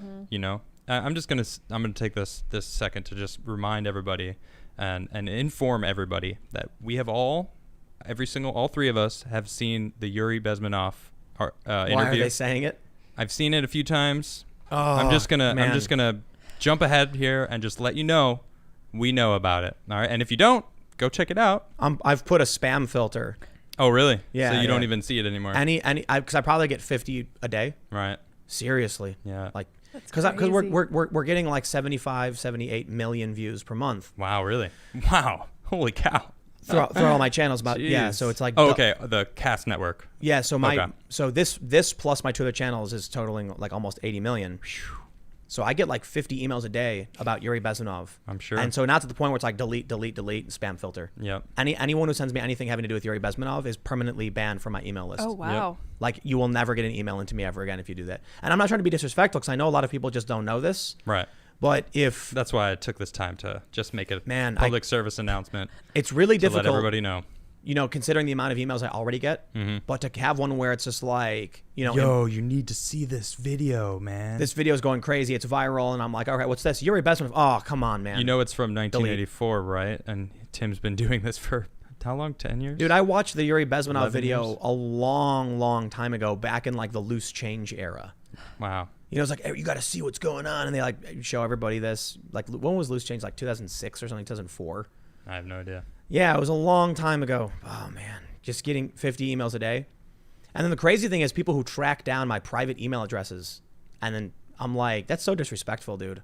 I have public email addresses where people can contact me, and I have forms on my website. And people still try and look up public records and do the stuff to like get around these things. It's frustrating, man. I bet. Well, we got one more I really got to talk about. Okay. Yeah, this. Redwood City scrubs Black Lives Matter mural after Trump supporter asks to paint MAGA 2020 on same street. On the same, it was in the same spot. Wait. I'm sorry. I'm just before we finding out this too. Before we read any further, I would like to give a pseudo standing ovation to this individual. Come on, get a little claps. All right, I'm actually little claps. I'm pretty impressed. This is the most. I'm pretty impressed here. This is amazing. You see here, listen. We know everybody you've been hearing about Bevelyn Beatty, right? That's her name. Mm-hmm. She is considered this MAGA Trump hero because she's been splashing paint on the Black Lives Matter murals, and then talking about how they don't actually care about Black lives. She's a Trump supporter. She's saying things like Jesus matters and Jesus Christ is his name. Yeah. I have respect for what she's doing because she's engaging in nonviolent civil disobedience. It's true. Whereas normally I would say I would actually condemn the splashing of paint so long as they're allowing Antifa to spray paint, buildings everywhere and statues and then calling them peaceful protesters. Then why would I complain about what Bevelyn's doing? You're right. It's like it's a good point. If these are the standards we're abiding by, what do you want me to say? However, she should try spray paint instead of dumping paint because maybe it's specifically spray paint they allowed. Mm-hmm. Just letting you know. Just saying. This is the smartest thing, period. Yeah. Because I have said over and over, the correct way to deal with this is to simply assert your equal rights under the law. If they write Black Lives Matter, then you should be able to write All Lives Matter right next to it. Of course, they're not going to want to do that. Yeah. So sure enough, some very smart Trump supporter said, okay, I want to paint MAGA. And they were like, get rid of it, take it down. And they got rid of it instead. However, I believe this Trump supporter should still file a lawsuit demanding their right to do it because Black Lives Matter was already painted. Oh, they got rid of it? Yeah, so they scrubbed they got rid of it. They got rid of the mural for Black Lives Matter because they didn't want MAGA on the streets. Oh, okay, yeah. Yes, that's why I'm clapping. I'm like, that's amazing. However, they already wrote Black Lives Matter. Therefore, they have already made the streets a public forum, and this individual still has the right to say MAGA 2020 on the street. They can't reject him now. Wow, you're right. That's a good point. Sue. Or you could sue the city. Judicial Watch is suing. They want, quote, because no one is above the law, written on D.C. streets. Because they wrote Black Lives Matter. Yep. Not only that, I say you go one step further. For every street that's been renamed Black Lives Matter, I think you should sue and say you want to rename a street All Lives Matter, or hey, how about MAGA 2020? Or simply just Lives Matter. No. The point is, if you need a color in front of that, then you have an issue. If they're going to write a political message on street names and in the streets, then anyone should be allowed to do the exact same thing. So they want to make Black Lives Matter Plaza. I got no beef. I'm not going to say, like, I disagree with the paint. They got their street. I'm happy for you. Congratulations. I love it. That's good for you. Yeah. Now I'm going to get my street. Mm-hmm. I'm going to make, how about I say, Tim Pool for president. How about I want that on the street. Don't tease us, man. I want that I want that in New York City. I want Mayor Bill de Blasio to use taxpayer money to write Tim Pool is the best. Political message. I want to see that. They have to allow it. Right. What's their defense going to be in court? We only allow our political message. That's what they're. I mean, I can't wait to see what they have to say. Actually, honestly, they made streets a public speech forum. You're right, and they can't deny people now. It's true. Even trying to get rid of it's not going to be enough. Check it out. They say many communities across the country are displaying Black Lives Matter street murals. Redwood City was one of them until last week when the city quietly removed it. Redwood City resident Dan Peace got permission from city officials to paint Black Lives Matter sign on Broadway as part of the 4th of July public art celebration. The city even supplied him with yellow poster board paint to do it. Well, they're paying for it too. Wow. Well, now you got to pay for my paint to write my message. Because we were using the poster board paint that would eventually deteriorate over time, my understanding from them was that the mural would last as long as the paint lasted. But last Thursday, the city washed the sign away after being contacted by a local real estate attorney, Maria Rutenberg, who said that if the street was now a public forum, she wanted a sign of her own reading MAGA 2020. Standing ovation. To you, Maria. To you. Excellent work. I saw Black Lives Matter sign appearing on Broadway Street on the asphalt, and I figured that's going to be new public space open for discussion, and I wanted to get my message out too. Yep. Brilliant. MAGA is, of course, short for Make America Great Again, a rallying cry for supporters of Trump. Faced with the possibility of a political and or legal fight, the city suddenly decided that Dan Peace's sign was a traffic hazard that might cause accidents, and they removed it in the middle of the night. Peace says he doesn't consider Black Lives Matter to be a political statement, but he understands the position the city was in.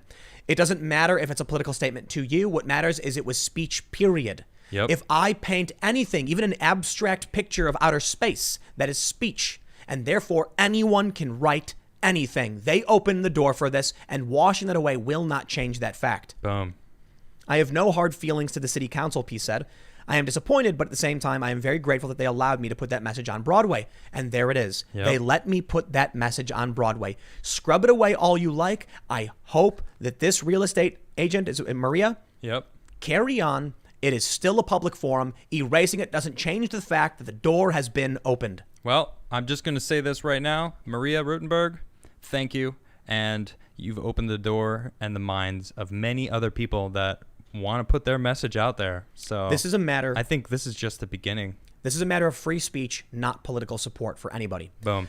If you want to write Black Lives Matter in the street, I think the city should not permit it because that would open up the street to literally everybody. What happens now if someone decides to write the 14 words? The city can't say no. Congratulations, you did this, New York. Someone can go to New York right now and say, I want the 14 words across, 50 seconds, street or whatever. I want it right in front of Central Park on Billionaires Row. The 14 words. You know what that is? No. The Nazi slogan. Oh, wow. And what are they going to say? No, too bad. I know I'm taking the extreme stance on this one, Clearly. but that's the fact. When you make the street a public forum, this is what you've done. And that's why I thought it was a bad idea. Now, if this woman wanting MAGA on the street, I'm not saying that to support Trump or MAGA. I'm saying it to support the First Amendment and equality under the law. Freedom of speech, baby. This was a huge mistake. But every single jurisdiction who has done this has opened the door that cannot be closed. The moment the paint touched that ground with your permission, and in some instances, they paid for it. You know what that means? They're going to have to pay for it too. That's a good point. You can be like, I want set the precedent. Yep. I wanted to say Trump 2020, and you're paying for it. I wanted to say the wall, and I want you to pay for it. And then you can tell all your friends, we got the wall done, and they paid for it. That's good. So all it takes now is any one person. Now I'll tell you what. Imagine if 100 people all threatened to sue. Yep. The city would be in serious trouble. Any one of these cities. All of these cities. Imagine if 1,000 people. Yep. And guess what? It's a First Amendment issue. It's national. It's not citywide. Yeah. Meaning anyone from anywhere should legally be able to do it. And I could be wrong. Man. I'm not a lawyer. Okay. Wait. She's an attorney. She's a real estate attorney, right? Oh, okay. She's a real estate attorney. Is that what it says? That's what it is. Yeah. Oh, okay. Real estate attorney. Does it say that though, for sure? It says right there, local real estate attorney Maria. Oh, you're right. Rutenberg. Okay, I see it. So she seems to know what she's on about. Yeah. So think about it. I'm curious as to how many bored people there are and how many streets we are going to see over the next few weeks littered with crazy messages that make no sense because she just did it. Yep. Now they quickly erased it like, oh no. But I don't think they can win. No. I don't think they can. No, not at all. Maybe they can apologize. People want this. They're looking for this. They are a battle. Flying to the shelves to buy Goya. I know that's kind of like a random thing, but no, it's true. Wait, hold on. But look at that, you know. People should demand that Goya be written in the streets. You're right. No joke. No joke. Yep. I agree with you completely. I want to see a gigantic mural of a can of Goya black beans. Yes. Just straight down Fifth Avenue. Oh man. Yeah, man. Dude, that would be one of the most triggering things you could do because it's the most nonsensical. It's true. But I do mean it. Erasing this shouldn't change the fact that the speech was already permitted. Yep, exactly. They can come out and say it was a mistake. We shouldn't have allowed it. But I think any good judge is going to say, I get it, but you've given the speech already. Right. You can't take away the fact that you've granted people the right to speak. Exactly. You can set a time limit, I suppose, but to be fair under the law, however long that message existed, anyone should be able to write it. De Blasio put 27 police officers to protect the Fifth Avenue one. So not only are they allowing the speech of what they're saying or what they're allowing, they're putting 27. That's more than any other unit that they have in New York City. 27 police officers are now holding that sign to keep it safe. Whoa. Are there going to be are there going to be yeah. So how much money are the New York residents paying for this political message? That's a great question, Tim. This is I'm sorry, man. They made such a serious tactical error on this one. Agreed. Because now, if they put 26 cops on that, you should be able to legally argue for the same thing from the city. Yep. How stupid. I want to write MAGA 2020 on 6th Avenue, and I want 27 police officers to protect it. Because people might vandalize it. Yep. Oh, they definitely and they will. would. Yeah. Exactly. And you know what Bill de Blasio is going to say? He's going to say nope. Yep. And then here come the lawsuits. Yep. You know what, man? I'm not confident that it'll be upheld though. These suits will probably take a long time. But you look how fast they removed the mural. At the very least, you might see all these cities and jurisdictions. They were sweating. What city was this in? This seems like Redwood a small city. Yeah, Redwood. Where's Redwood? I think it's in the Bay Area. Oh, okay, California. Yep. If one person filed a suit, they'd probably win. I could be wrong, but I think they'd win. I don't know how you argue this to a judge. We're allowed to put up a political message and pay for it for this one group, but not anyone else. And yeah, the judge is going to be like, you can't do that. That's the First Amendment. It applies to everybody. Right. If the citizens have a right to write something, then all citizens have a right to write something. And if the if the government is going to be paying for it for citizens, then the government pays for it for whatever citizens want, whatever message. Yeah, boom. Yeah, it's like, and they love the ream Trump part for just protecting the statues. Magoya. That people were defacing, ripping down. Yep. And now de Blasio is protecting. How is it not a political statement? It is. It doesn't matter if you think it is or isn't. Correct. The fact is, it's speech. You're absolutely right. It doesn't matter if it is or it isn't. It's there. It's already a public forum. They set the precedent. How many people watch us are in New York? I wonder. How many bored people can spend a few minutes to file a petition or something? I don't care what city you're in. It doesn't matter. If you feel like it's wrong that they get to write it down and you can't, What are you waiting for? We should see a MAGA 2020 right next to every Black Lives Matter. Oh, for sure, yeah. Balance. Yep. Or at least all lives matter or something. Mm-hmm. But then you know what's going to happen? Violence. Yep. People are going to start fighting. Well, hey, newsflash, there's already violence all over the place. People are getting shot every single day right now. They're already shooting each other. People are saying this is happening right now. Riots have been going on nonstop for almost 2 months.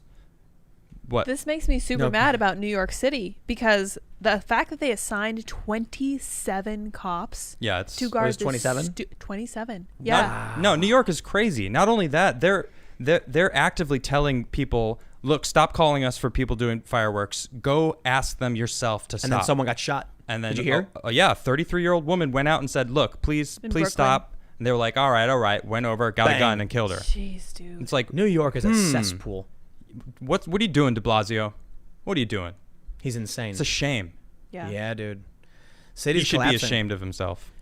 I have a dream that one day I wake up and across this country are just weird, nonsensical speech statements that I don't understand, like Magoya. That's a great dream. People are going to be like, what's Magoya? Doesn't matter. It's a combination of MAGA and Goya. Yeah, Magoya. But people are Make America Goya again. Yes. Yeah. But people, could you imagine how like confused people are going to be when like one day they wake up and their Black Lives Matter mural is now sitting next to Magoya 2020 and they're like, what? And they're going to Google it trying to figure out what it means. No one knows. Kofifi. Yeah, that'd be Kofifi. great. Kofifi, new mural. Kofifi. That'd be awesome. Kofifi 2020. It's not even about Trump. It's about literally you being able to write, I'm cool. Jim was here. Yeah. Eat at Joe's. Doesn't the matter. Best steak in Whatever town. it is, whatever you want.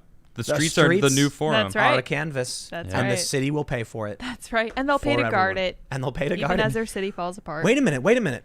This might be the way to actually solve the crime.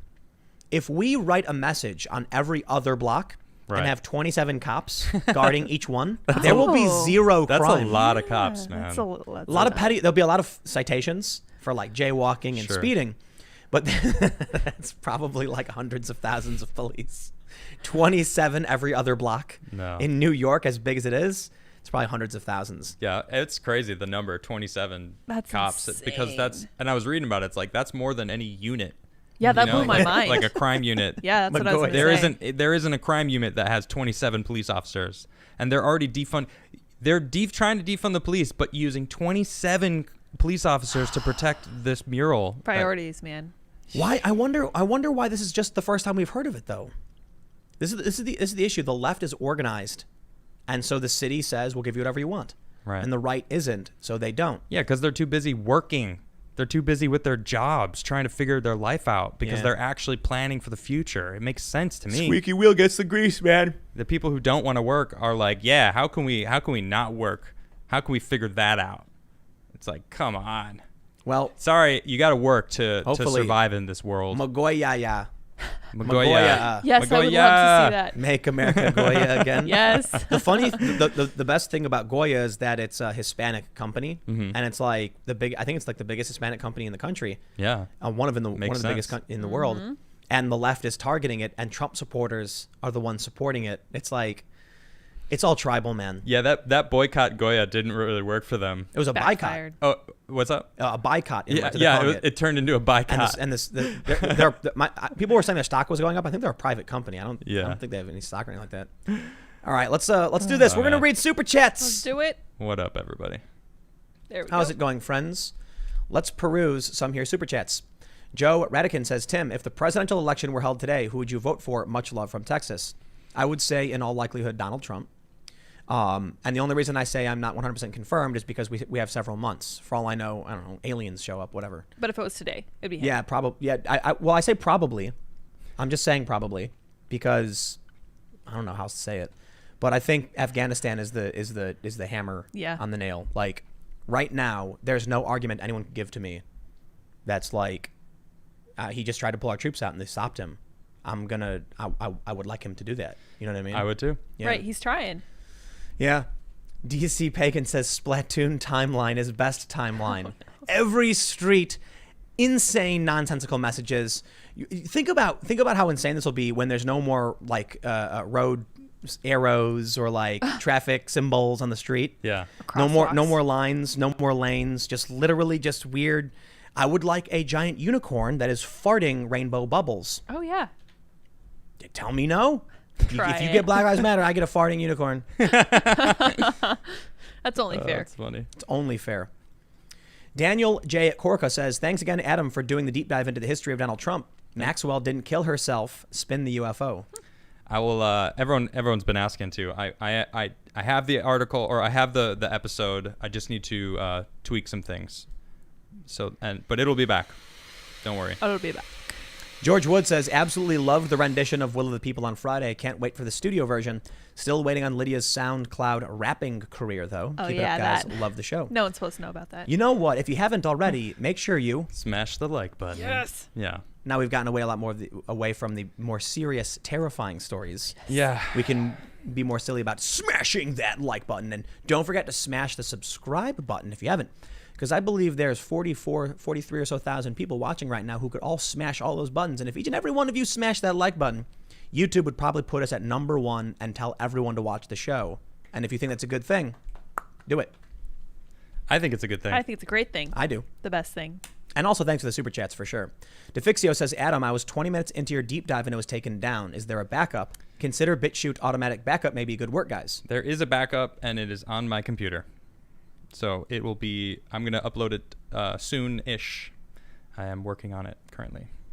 Student of History says, petition to rename the Great Depression to the Big Sad. Also, FDR thinking it was a good idea to sick the economy on the economy to fix the economy. Seriously, what was he thinking? All right, let's see. Ooh, what's this? Nato says, Adam, how did you like the Lagavulin scotch? Oh, it was delicious. It was delicious. I felt like Ron Swanson. I think my mustache grew out thicker. A little bit. I was like, oh, hey, I woke up and it was just, a little bit thicker. I was like, oh, nice. Oh. Graf von Tyrol says, so not only does Fauci support paralyzing the entire country just to protect Grandpa, apparently he supports killing Grandpa. You know what my favorite thing is? Oh, man, this guy. Do you know who Cameron Kasky is? Sounds familiar. He was one of the kids from the Parkland shooting who, he was like profiled and he became an activist, started speaking up about gun rights and stuff, gun control. Sure. He tweeted out something like, I think he said, I'm not a doctor, like novice or otherwise, but I'm pretty sure New York is not an example of doing it right when it comes to coronavirus. I'm paraphrasing.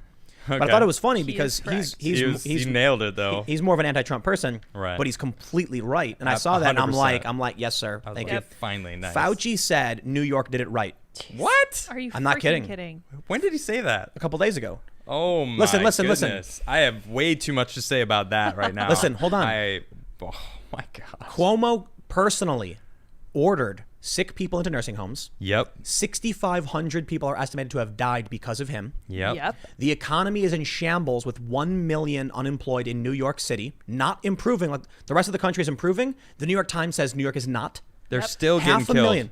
People are still getting shot. Crime is skyrocketing. 500,000 people have fled the city, and Fauci said, that's how you do it right. Heaven forbid if Fauci's plan hits the rest of where we live. Oh my no, gosh. thank you. 360% increase in crime in New York City. Dude. 360% rise. But and then de Blasio comes out going, well, we have the lowest amount of prisoners in our prison systems. When you let them all go. Let me brush my shoulders off. It's like, yeah, well, you let them all out. Not brush my shoulders. Let me unlock this gate here. And oh my gosh. The number's actually going down as we speak. Oh, look at that. Yeah. God. Crazy, man. isn't it? I'm so happy I do not live in New York anymore. Yeah, for real, dude. That's one of the reasons I got out. Villa Music Dude says, I think of the early 2000s, years of my life where there were greater relative amounts of free society besides the Patriot Act. It felt right to resist government then. I find the system I wanted to resist, I want to defend now. Well, I am not happy with a lot of the stupid BS that has emerged over the past several decades that give this extreme executive authority. But there's a big difference between Barack Obama signing the NDAA indefinite detention provision, which would allow federal authorities to kidnap you in the middle of the night, bring you to an offshore oil rig and rendition you, and Donald Trump asking federal police to arrest someone who threw an explosive at their building. Boom. Yes. By the way, that was Obama. That was Obama. Mm-hmm. Yeah, he did that. Yeah. So that's way worse. A lot of these progressives were warning of this. They said, you support Obama now, but everything he's creating will one day be in the hands of someone you hate, and then here we are. But again, let's be real. When a DHS guy has a police patch on his chest, Yep. and DHS on his arm, and he walks up and says, "Come with us," and you go, "But who are these strange men kidnapping me?" You must be blind. There must be some. You must be not like what? Right. Like they're cops. Yeah, newsflash. We were joking when we said they were being black bagged. We read the article. The guy got out 90 minutes later. He wasn't even in 90 minutes inside and then be let out. No charges. Now listen, hold on. I would very much prefer it if they had badges. True. With badge numbers. Mm-hmm. And I do not like the fact that they're just wearing patches. But to act like you don't know what's going on. You engage in a riot. Don't be surprised when federal agents come and grab you. What if they were wearing suits? That's exactly what they wanted, though. Those people that were filming were like, "Yeah, this is the ammo we need to like totally prove that these guys are terrible people." What if they were FBI agents wearing suits, and they walked up and said, "Come on," and they put them into a black unmarked SUV? When I was in Chicago in 2012, and we had a mixture of police vehicles and black unmarked SUVs surround us, we didn't immediately get out and go, "Who are these strange men who have surrounded us with weapons?" I was like, "Oh look, police." That was it. You're smart, I think. Yeah. These people are lying. They're full of it. It's the name of the game, man. Yep. Grant Thompson says, Trump was never on the plane. He ended any relation with Epstein after they had a dispute about property. The Bill Clinton itinerary is extensive, however. People have been asking about a connection with I can't say that person's name. Yeah, so there you go. Yeah, I didn't. You mentioned it earlier, and I was like, I didn't read anything about him being on any of the flights. Yeah, so I'll have to issue a correction on that. I was not aware. Yeah, I made an assumption that was probably incorrect of me. I will assume that is incorrect. I only say that because I don't have any sources other than people telling me that's not true. This is an important super chat here. Chronos Gaming says, "Adam, your hair is fantastic." Wonderful. Very important super chat. Agreed. Kuro Terran says, as an expat working in Afghanistan, there are so many Afghanis that fear a coalition withdrawal because they wouldn't be able to flee and would be subject to reprisals in the Taliban's return. I hear that. I understand it. But America should never have been there. America shouldn't be there now. We are not the world police. No, we're not. What do you do? What do you do? I don't know, man. But I do not believe it is our responsibility. And I don't believe it should be our burden. I agree. But I will tell you this. I do think it is fair to point out it was our fault for going there in the first place, and now we have a responsibility to a certain degree. But I think it was Ron Paul. I think he was referring to the war. He said, when you're a doctor and you prescribe someone a medication that turns out to be wrong, you don't just go, well, I guess you're on it. You might as well stay on it. Yeah, no. You immediately get them off that medication, say that was a bad idea, and getting them off may cause problems. They might get sick, and it may make things worse, but you can't just keep it going. You might have to taper it, but you have to stop. Yeah, because we've created an addiction. Yep. So now we leave. And maybe, you know what the good thing is? Maybe Trump saying, I'm out, will get them all being like, oh, we better secure our own defenses and everything now. We'll figure it out. But I don't like the idea that we have problems here, and the left is screaming Donald Trump is doing it bad. And we have our troops over in the Middle East. Yep. I'm sorry, man. I can't see through that. And everyone's screaming. This is one thing that bugs me. I've been told not to say anything because I'm not a professional, or I'm not I'm not a doctor because I'm questioning specific things in about a certain something that's happening right now in the world, and then I like look at the person who's talking to me, and they're just like a coffee. They pour barista. Coffee, a barista, and it's like. Now hold on. Who are you? They can draw a mad squirrel. They can. Yeah. A crazy looking squirrel with cream. But that does not to discount the. I mean, I have done hundreds of hours of research, knowing about all this stuff, so I can sit here and have a conversation with you about everything that's going on and know what's happening.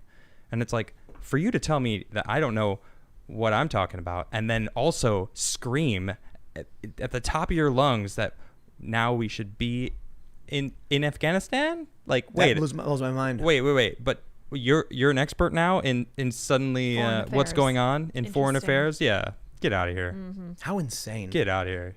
It's insanity. Look, man, these people they want to pick and choose their battles, and it's like, no, you don't get to pick and choose. You either have the entire war with me, and I'll go toe to toe with you, or shut up, get out of here. Stop asserting your.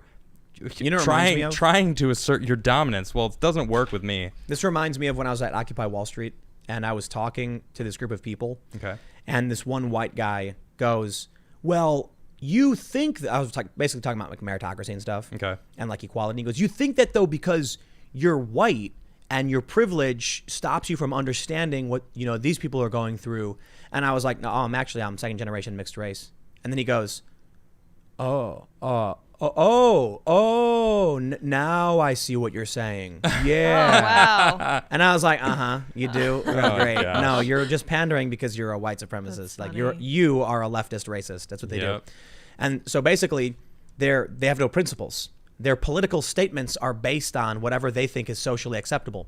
So when this guy was standing in front of a bunch of people saying, you don't understand your privilege, but it turned out he was talking to a marginalized person. All of a sudden he was like, oh no, my social standing, whatever shall I do? Doesn't that make them grifters? Yes. Like by definition. And so when it comes to Donald Trump, and Grifters. they're marching in the street saying, no blood for oil, and they're like banging on windows. And then Donald Trump gets up and he goes, we're pulling the troops out.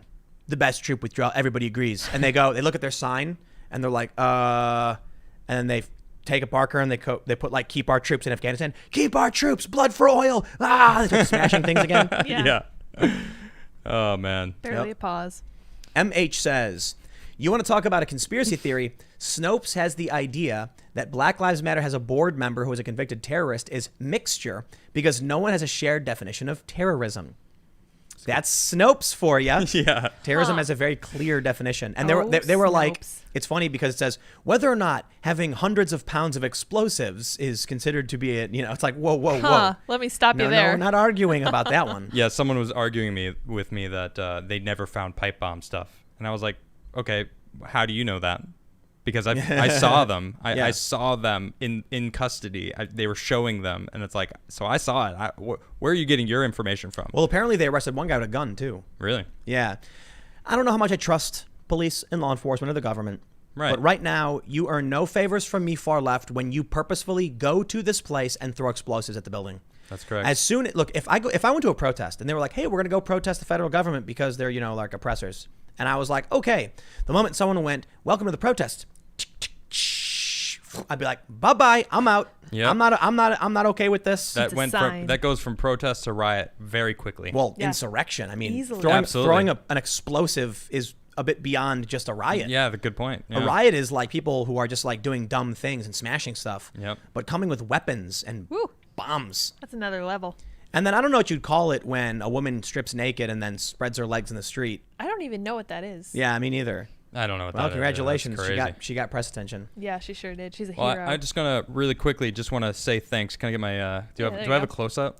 Only Tim. No. Oh, has that's fine. access No, to you those do. stuff. I do? Yeah, I think I do. Yeah. Oh, here we go. So check this out. This is coronavirus coffee.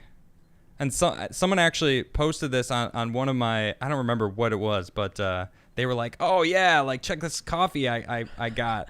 And they sent me it. They went to the coffee truck that they got it, and there was one left. And they sent it. It says, let's see, coronavirus coffee, estimated 2020.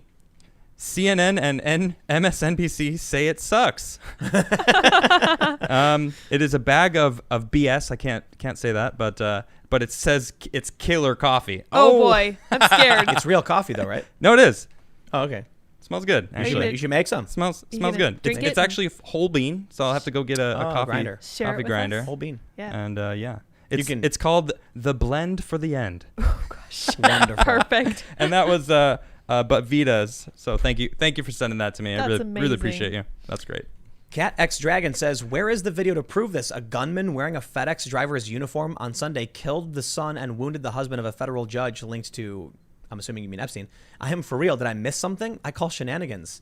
Yes, we talked about it in great detail. That's literally what's being reported by ABC and the FBI. This is real life, apparently, Yeah, this is 2020, guys. Hey, look, I said this before that I was like, I had this really cool idea for like a short film or something. Like, what would it be like to be an ancillary character or like an NPC that's not involved with the main quest line of a video game? Right. So like right now, whatever the simulation or video game or storyline is, we have nothing to do with the actual main storyline. We are a weird side quest that has nothing to do with anything. Not in my story, Tim. Well, you're not where this stuff's going down. That's true. We are what is it? Wasteland Radio? Is that what it's called in Fallout 3? Wasteland Radio, Appalachian Radio, I think it's called. So here's what's happening right now. Yeah, it's us. There's some secret agent who is like tracking down the Cabal, and it's some like super action-packed movie. We are in the movie or game for only a few minutes as he's like searching YouTube on his phone, and then he sees the show. Yeah. And it's just like a passive ancillary character thing that's not really involved, and you could choose to listen or not. And that's what we are. Because right now somebody knows what's going on with this weird FedEx assassin guy. Oh, definitely. And we like only get a glimpse of it, but someone's living that crazy story. Oh my goodness. Here we go. Super Bam Bam says Broward County, Florida has issued an emergency order mandating that citizens wear masks inside their homes now. Are you serious? And what are you going to do to enforce that? Are you going to come to my house, knock on the door, and be like, "Where's your mask?" Yeah. What? Inside your own home now? Yeah. What? So that doesn't make weird. any sense. And we had a couple put on house arrest. What? Yeah, dude. This is insane. And that's in Florida also? Was that No, Florida? that one was Tennessee. No, Tennessee. Was it Alabama? Kentucky? Let me check. Just Might have keep been naming- Kentucky. Yeah, just keep naming Those states. are all states. Here we go. I have no idea.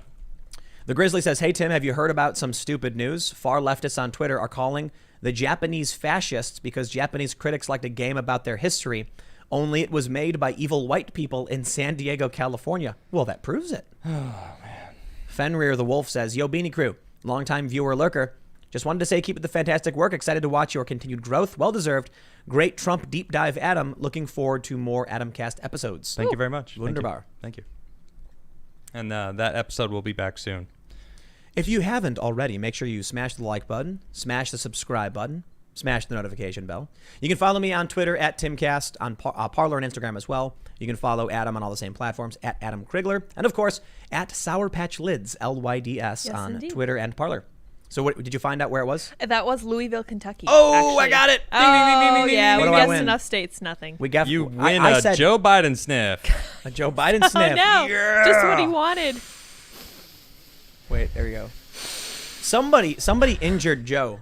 Somebody injured him. Whoa. Look, What happened to him? look at this. Oh, no. What is this? Was that a kitty stepped on it? Yeah. Oh, Yep. yeah. Yep. Oh, man. You This know, makes I me can't mad. say I'm upset about it. No. I mean, it's our mock Joe I mean, Biden. we got He's a got new some dimple. fun out of him. Yeah. Yeah, exactly.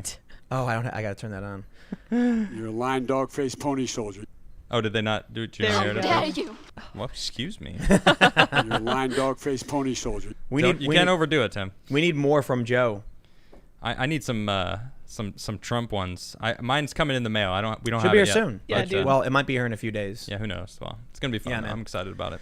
You're a lion dog face pony soldier. Apparently, that's not even a real thing. Like he claimed it was from a show. It wasn't. He just like made it up. Yeah, there was like Claimed it was from a show. there were pony soldiers from some show, Yeah, but like lion dog faced pony soldier was like not a thing.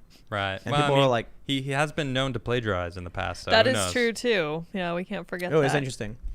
Yeah, Big Thicky says Yangtze River flooding basically the entire North China Plain. Three Gorges Dam is only 11 meters from breaching. Whoa, that's Oh, man. that's there's like 400 million people. 400 million. 400 That's million people that Xinjiang? live below that dam. Xinjiang? What's So causing if- it to overflow? Poor planning. Made in China. Well, I'm Made just in saying. China. Everything is every Spicy- structure there is spicy literally, Lydia I know, coming I in know. hot. Just, I've been sitting on that joke for a long time. literally Okay. in China. Oh my goodness. I mean, she's not wrong. I am not wrong, okay? But and honestly, I don't know. There's some people on Twitter that have been sending me updates constantly about that. So We'll track it. We'll stay. yeah. Now here's Brewmaster Monk says, "You guys seem like the main characters from where I am sitting. Also, you guys give me hope that you can improve your economic class without abandoning your principles. Thanks." It's true. Thank you. But I gotta say, from where I'm sitting, it sounds like you're the main character because we're just Wasteland Radio to you. That's right. You're the one running around and like not really moving, but still pretending like you're running, like in video games. Running you know what into I mean? the wall, Yeah, yeah. you're running into the wall while you're still running. That's you, not us. We're just sitting here jabbering. That's Nah, us. I guess to each, no one here is to each fighting a their dragon. We're not jumping 20 feet in the air and thrusting the sword into the belly of the giant demon lord. Oh yeah. You are what you are. You believe you are, I guess. Yep. Unless they, like we're playing some kind of weird like futuristic Parappa the Rappa, where you got to like type in words really fast to make the hosts talk about stuff. You're like, oh man, circle, circle, square, enter, go, and then This makes sense. Tim just went on a rant about Donald Trump. Oh, Adam, lay him up. Then they mash keys, and then Adam goes on a rant. Yeah. That could be us. Yeah. Yeah. War Tortoise says, "Hey guys, buy a bag of Black Rifle coffee. Some of the proceeds go to 2A rights." Funny you mentioned that. So funny. That's my line. No, I was so excited. But it's my coffee. Okay. You shut your that's mouth. true. I just ordered some, and I just got it. Look at this. Yeah, that's right. You Thin see blue line. You see what coffee I'm holding up. That's right. I don't regret anything. I support Rifle our officers. Dude, that 4th of July video they did was amazing. Man, these coffees smell good. You hold on, man. You know what the issue is? I'm excited about sniffing. this one too. Why- Yeah, wait, why- where's the Biden? Biden needs to He's get a ready little to sniff that He needs coffee. a little sniff of that. Oh yeah. Oh yeah. Why is it that the right is having so much fun? That's the real issue.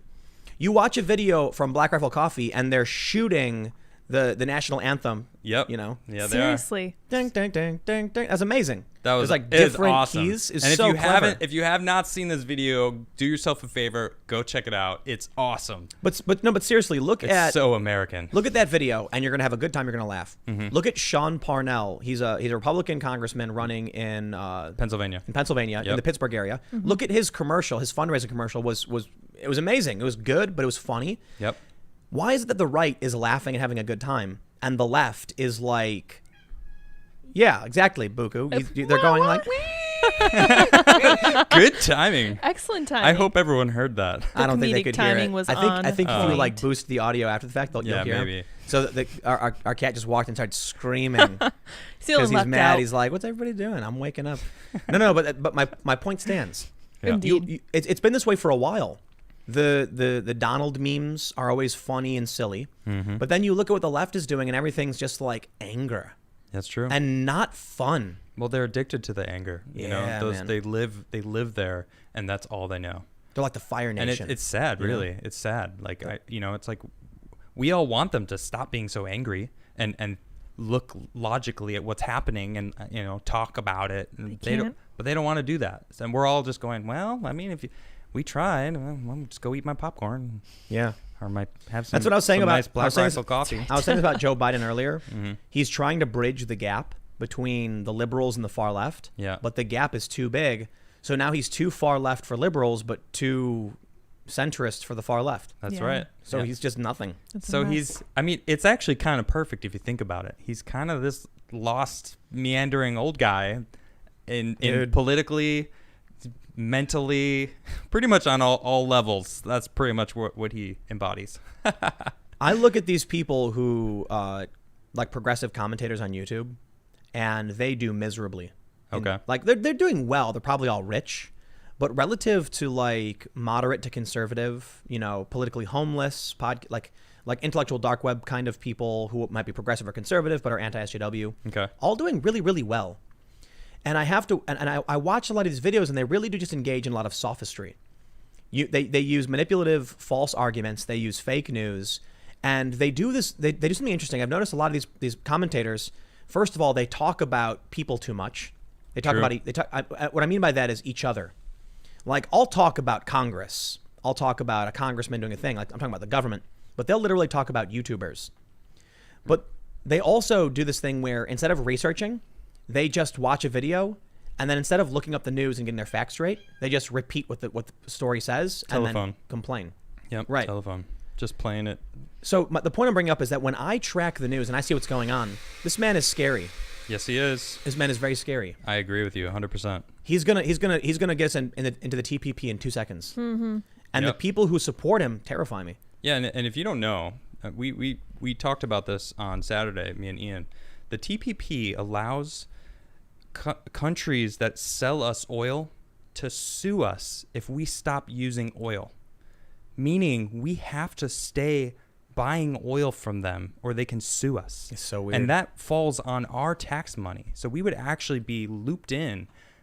If you want to go green, Biden's not going to make that happen. No. Right. He's going to bring us back into the TPP. And that makes us liable to keep buying oil from other countries.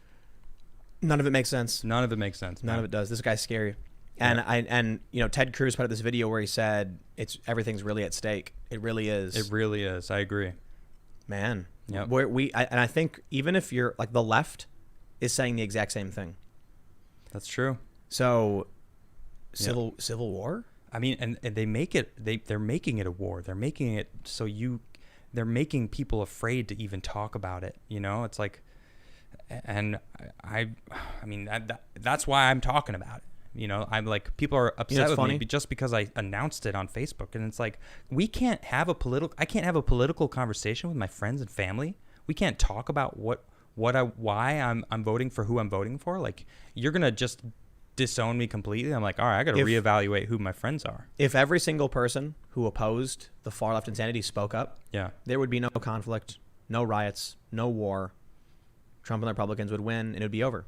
Because the big corporations would stop doing what they're doing. Mm-hmm. They would stop pandering. They would start backing away, realizing that people are tired of it. And it would fizzle out. The police would do their job. The police would get their funding. The murals would be off the streets. Everything would go back to the way they were, the way it was 15, 20 years ago, with political bickering between the Democrats and the Republicans, but the far left would be gone. Instead, too many people are scared. And the problem is the less likely they are to speak up, the more emboldened the far left gets. That's true. And then the less likely they are to speak up. Absolutely. So it's just getting worse because no one wants to stand up for themselves. Now, I shouldn't say no one, but a lot of people refuse to. So we'll see what happens. You know, one of the easiest things anyone can do to protest is literally just petition to write on the street. For real. You don't even got to put MAGA. You can literally just put like, go Redskins, go Cowboys. Whatever you want. I want the street to say, I want every street to Sox have World Series 2020 or whatever. I don't think they're playing. Or Cubs finally won afher 109 years. Right. I mean, it was I would years ago now, I would like a big street it. mural of the Cubs. I want it all to be blue. I want, there to be, a baseball bat and a jersey and some of the biggest players, and I want them all to be drawn out. That's very complex. And it's going to be there as long as the black guys, it doesn't matter. And they're going to pay for it. You know what I want? Because complexity isn't an issue. I want one word. I want the word floorbow. I want nothing else. That's all I want. And I don't care where it is, but it should be close to the BLM. Ladies and gentlemen. Blackfire Knight did a $69 super chat. I saw it. I was like, I got to read this. Gotta read it. It's kind of cool. Recently, I channeled my inner Nick Cage from the movie Knowing and added up my birthday year and month and got 2029, which so happens to have a meteor coming close to Earth. Also, it's in the constellation Leo right now, and I'm a Leo.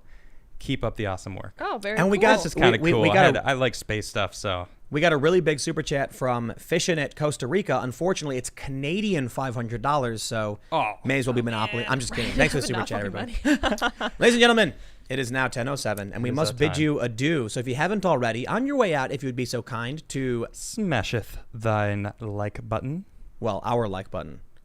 Well, it's on their screen, though. Smash our like button. Communism.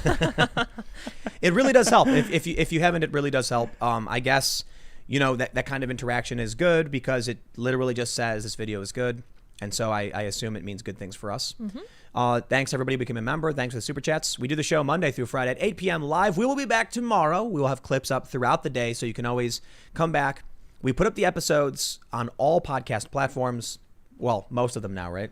A bunch of them, yeah. A bunch of them. We'll Quite say a few. on a bunch of, but like iTunes and stuff. Yeah. And, that's about it. You can follow us where you can follow us, but make sure you subscribe if you haven't already. Hit that notification bell so that when we do go live, you get the notification in your email, and we will see you all tomorrow. Bye, guys. Good night, everybody.